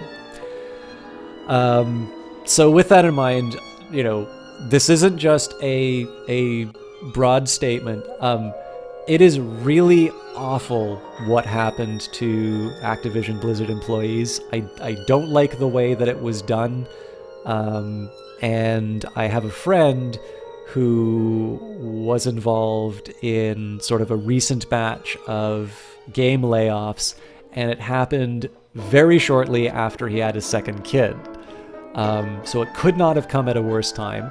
He's fine, by the way. In fact, his name... I'm sorry, I probably shouldn't say the name, actually. So, but no, actually, it's a matter of public record. He tweeted about this. His name's Alex, and he's now going to work for Ubisoft Massive. So, if you've ever played The Division, like one of the barks is, they got Alex! So, that's what I said, and nobody liked it, because apparently none of you people play... people play The Division. Fraga says, no one here is going to shed tears for highly educated professionals. Well, I think the biggest thing that I took away from it was the one thing that I don't like about the response to what Activision did is that, so the employee headcount is related to the business's expectations for the future. So when people say, oh look, they fired 800 people at a time when they're talking about having the highest, about having the highest profits. I'm not entirely sure that's the fairest criticism. Because obviously, if you have a very profitable quarter and you know that the bottom is about to fall out of your business, you staff for what your next quarter and your next year is going to look like. You don't staff for what the previous quarter was.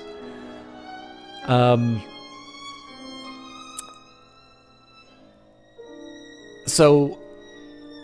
like, again, it's a very narrow criticism on what people are saying, but to me, like, beating them over the head count is not necessarily the best unless, you feel that Activision Blizzard's upcoming, pipeline actually needs those workers. The other thing that in normal circumstances I would also give a pass for is the idea of crowing about having the most profitable quarter ever when the layoffs happen. And this is just, it's a question of whose job is what, right? Like the CEO on an earnings call has to give an account for the performance, and it has to be something that the investors like. They don't lie about it, but if you did well, you want to say that because nobody else is going to do your job for you. So this is like one of these things where it's like, if you're a PR representative and something bad has happened, it's maybe not the fairest thing in the world to criticize them for trying to put a positive spin on things. But like, they didn't really need to do the firings on that particular day. I don't know if it would have made it any less, any less tragic for the people who got fired.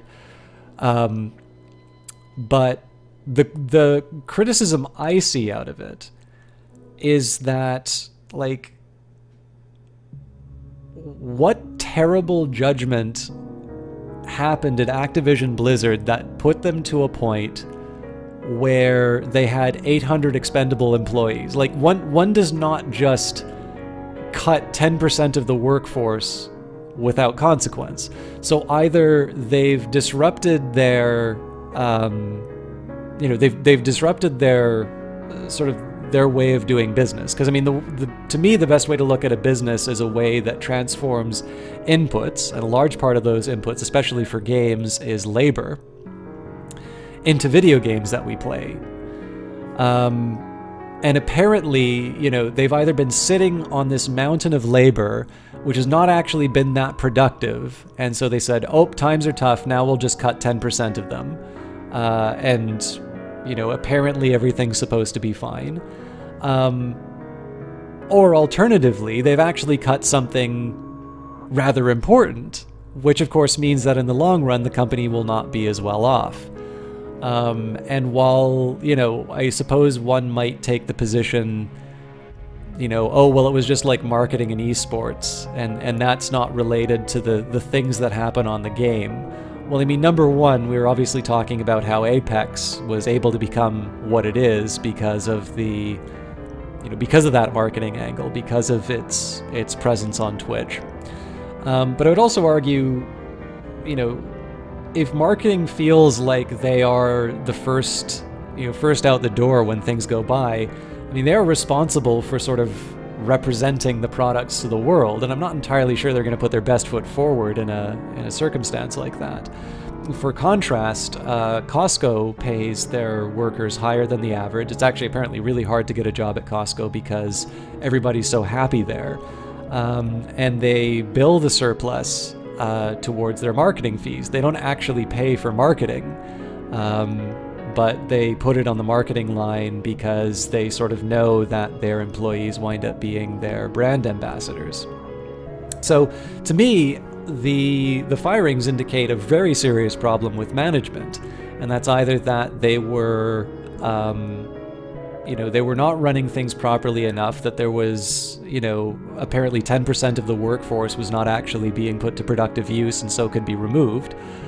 Or in order to try and keep people happy for a tough quarter, a future tough quarter, they decided that they would completely, upset the apple cart and, and cut 10% of the workforce. And neither of those are good things. So, yeah, I don't know. It's a,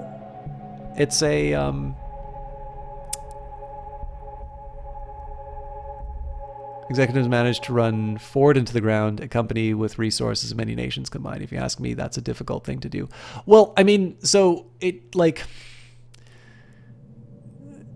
I think there's a lot of views on business which, Alexis gave a really good example where I think Eidos had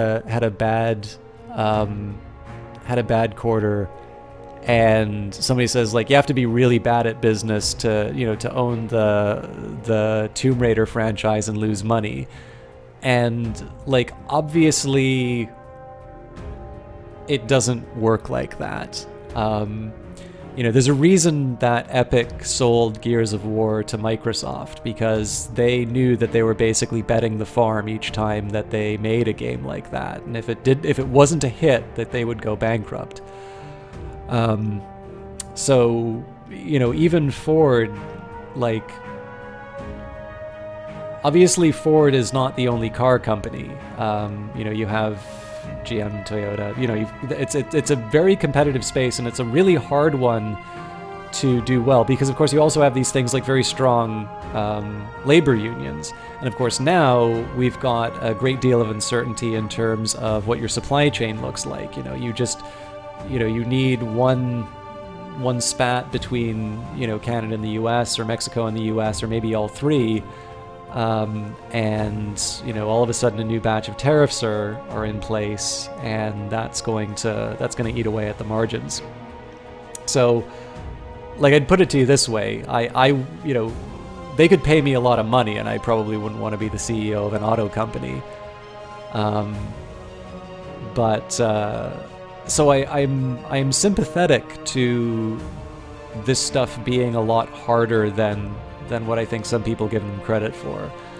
But yeah, I think the thing for me about the Activision Blizzard stuff is that I think there are a lot of reasons to criticize that company, and specifically to criticize the firing of 800 employees. Personally, I think businesses should be trying to retain as many employees as possible, and it doesn't even necessarily have to be for altruistic reasons. It's just that they know how stuff gets done, they understand how the machine works, and it's better to retain that talent and allow it to grow rather than just sort of try and put pretend that people are Legos and try and fit them back into the process. But like I said, I obviously I'm not running a company, so that's just one opinion. But essentially where I wanted to go with that was just, I think, especially when there's a time, like I said, we're at a point where everybody sort of has their quote unquote their take.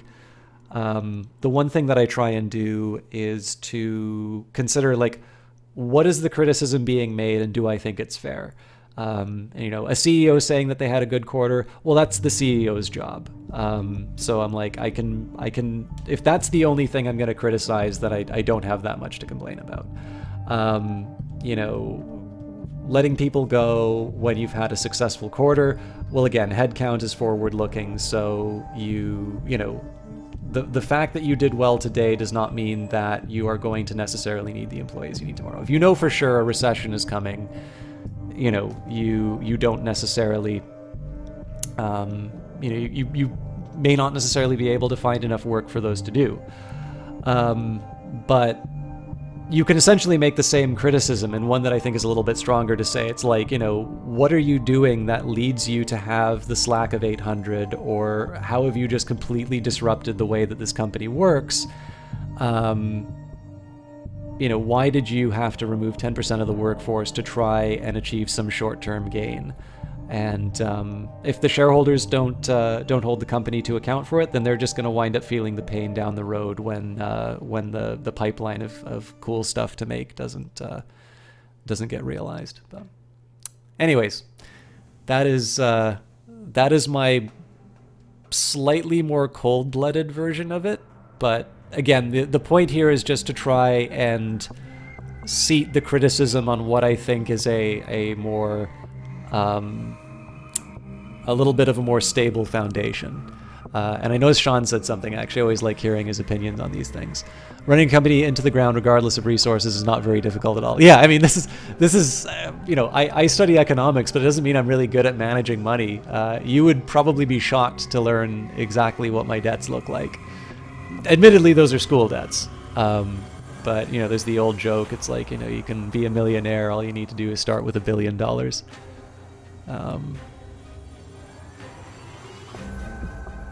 Anyways, there's my sermon. Let's bring out the subtle rupture. I'll probably regret doing this.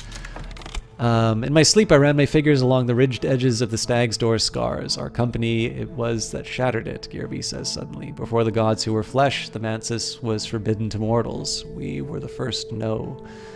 He begins again to weep his molten tears. I wish that we had not. I wish that I had died in the world. I have forgotten what else he said, but I remember the shape of the fissures in the stag door, and for all of today, doors will fear my touch.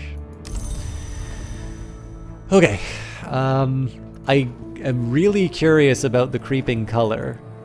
What have we got coming up? So we've got a Season of Despair coming up. I need to mind my manners on that.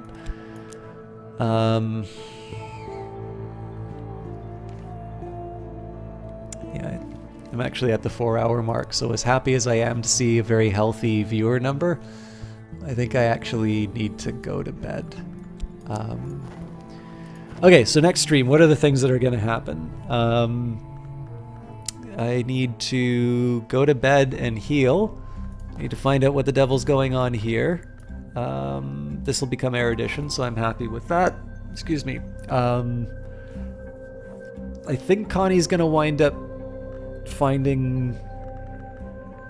I think she'll wind up getting that notoriety pretty quickly because all of this mystique is going away soon. But that's fine because I've got like 8 Callagines running around to eat up the evidence, so we'll be fine there. got some delicious books to read, as well as a means of translating it. So it's just the Frisian that I'm going to be struggling with. The big dilemma is the Forlorn Blood, because we don't have a Season of Desires coming up. The thing that I was hoping to do, and I didn't manage to accomplish, was, so I've been trying to build snares with my level 5 followers, and I am curious if I talk to the Callagine and I take one of these destinations, if having a level 8 forge creature will give me a better snare. If so, then I have a better use for that talk verb. And I don't know why I didn't think about that before. I was thinking, like, well, there's some ways that I can improve my followers, but what if it doesn't work? And then, of course, because winter is one of the aspects that you can build things with, the Maid in the Mirror, both the edge and the winter will allow me to build a pretty potent trap. So if that works that way, I should have sterner stuff to use on the detective.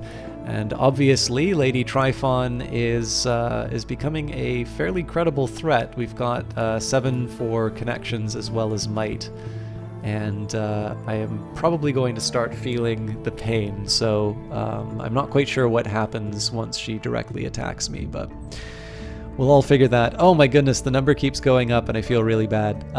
So I will try and make sure that on when I upload this, I will say, if you don't want to watch Under Stranger Stars, you should probably fast forward an hour.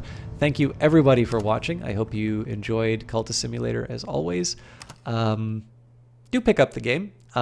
If you want, definitely www.weatherfactory.biz.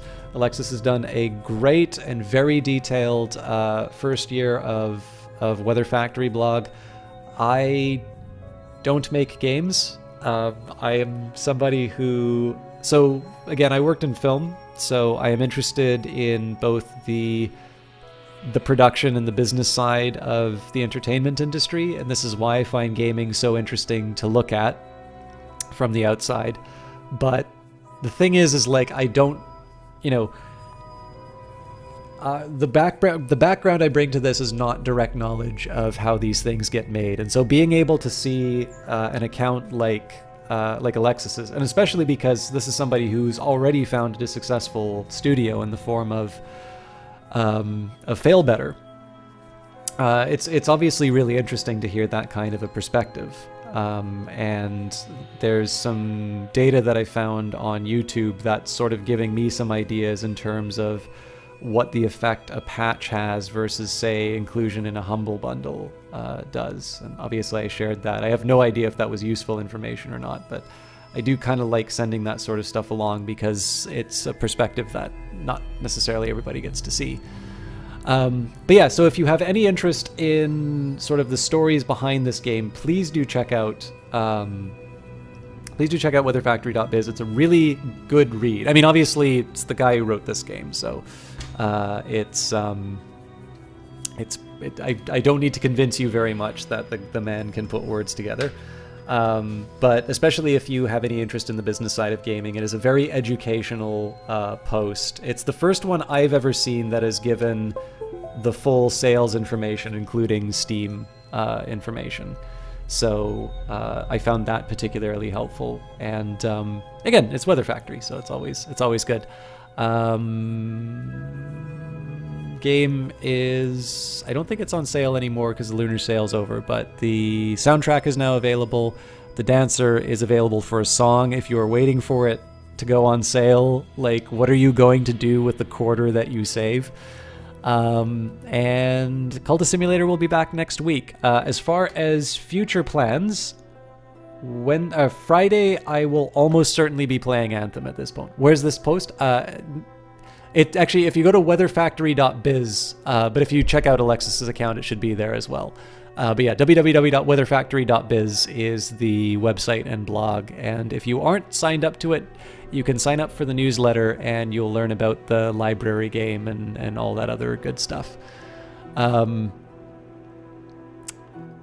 What else? Yes. I will probably be one of a zillion people playing Anthem on Friday, but I kind of want to play Anthem, and I have an idea of something that will probably make it enjoyable.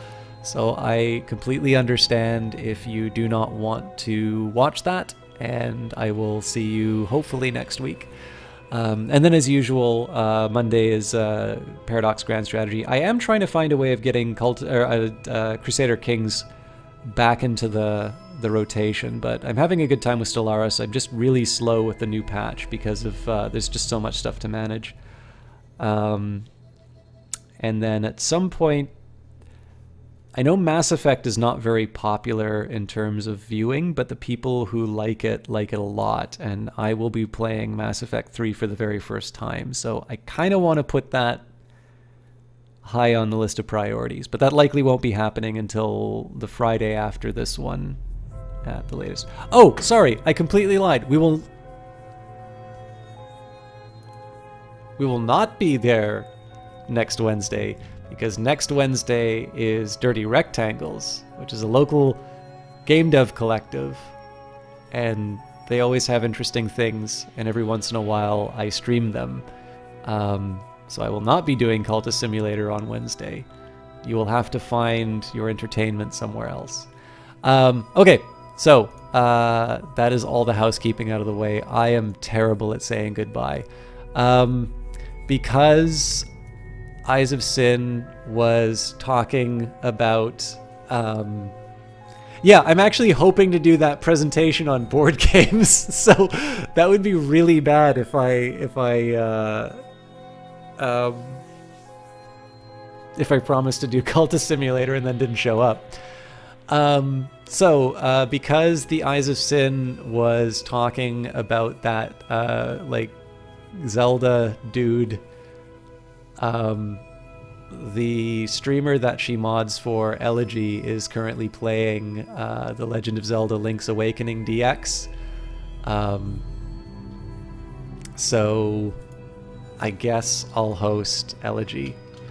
No, Elegy is a friendly fellow. At some point I will find Major Trendy when he's live again. There's a bunch of good people streaming right now, but I will leave you in the capable hands of somebody who actually does this stuff for a living. And I hope that you are entertained. And if you are not entertained, please submit your complaints directly to Elegy himself, and don't tell him I sent you. Have a good night, and we'll see you next time.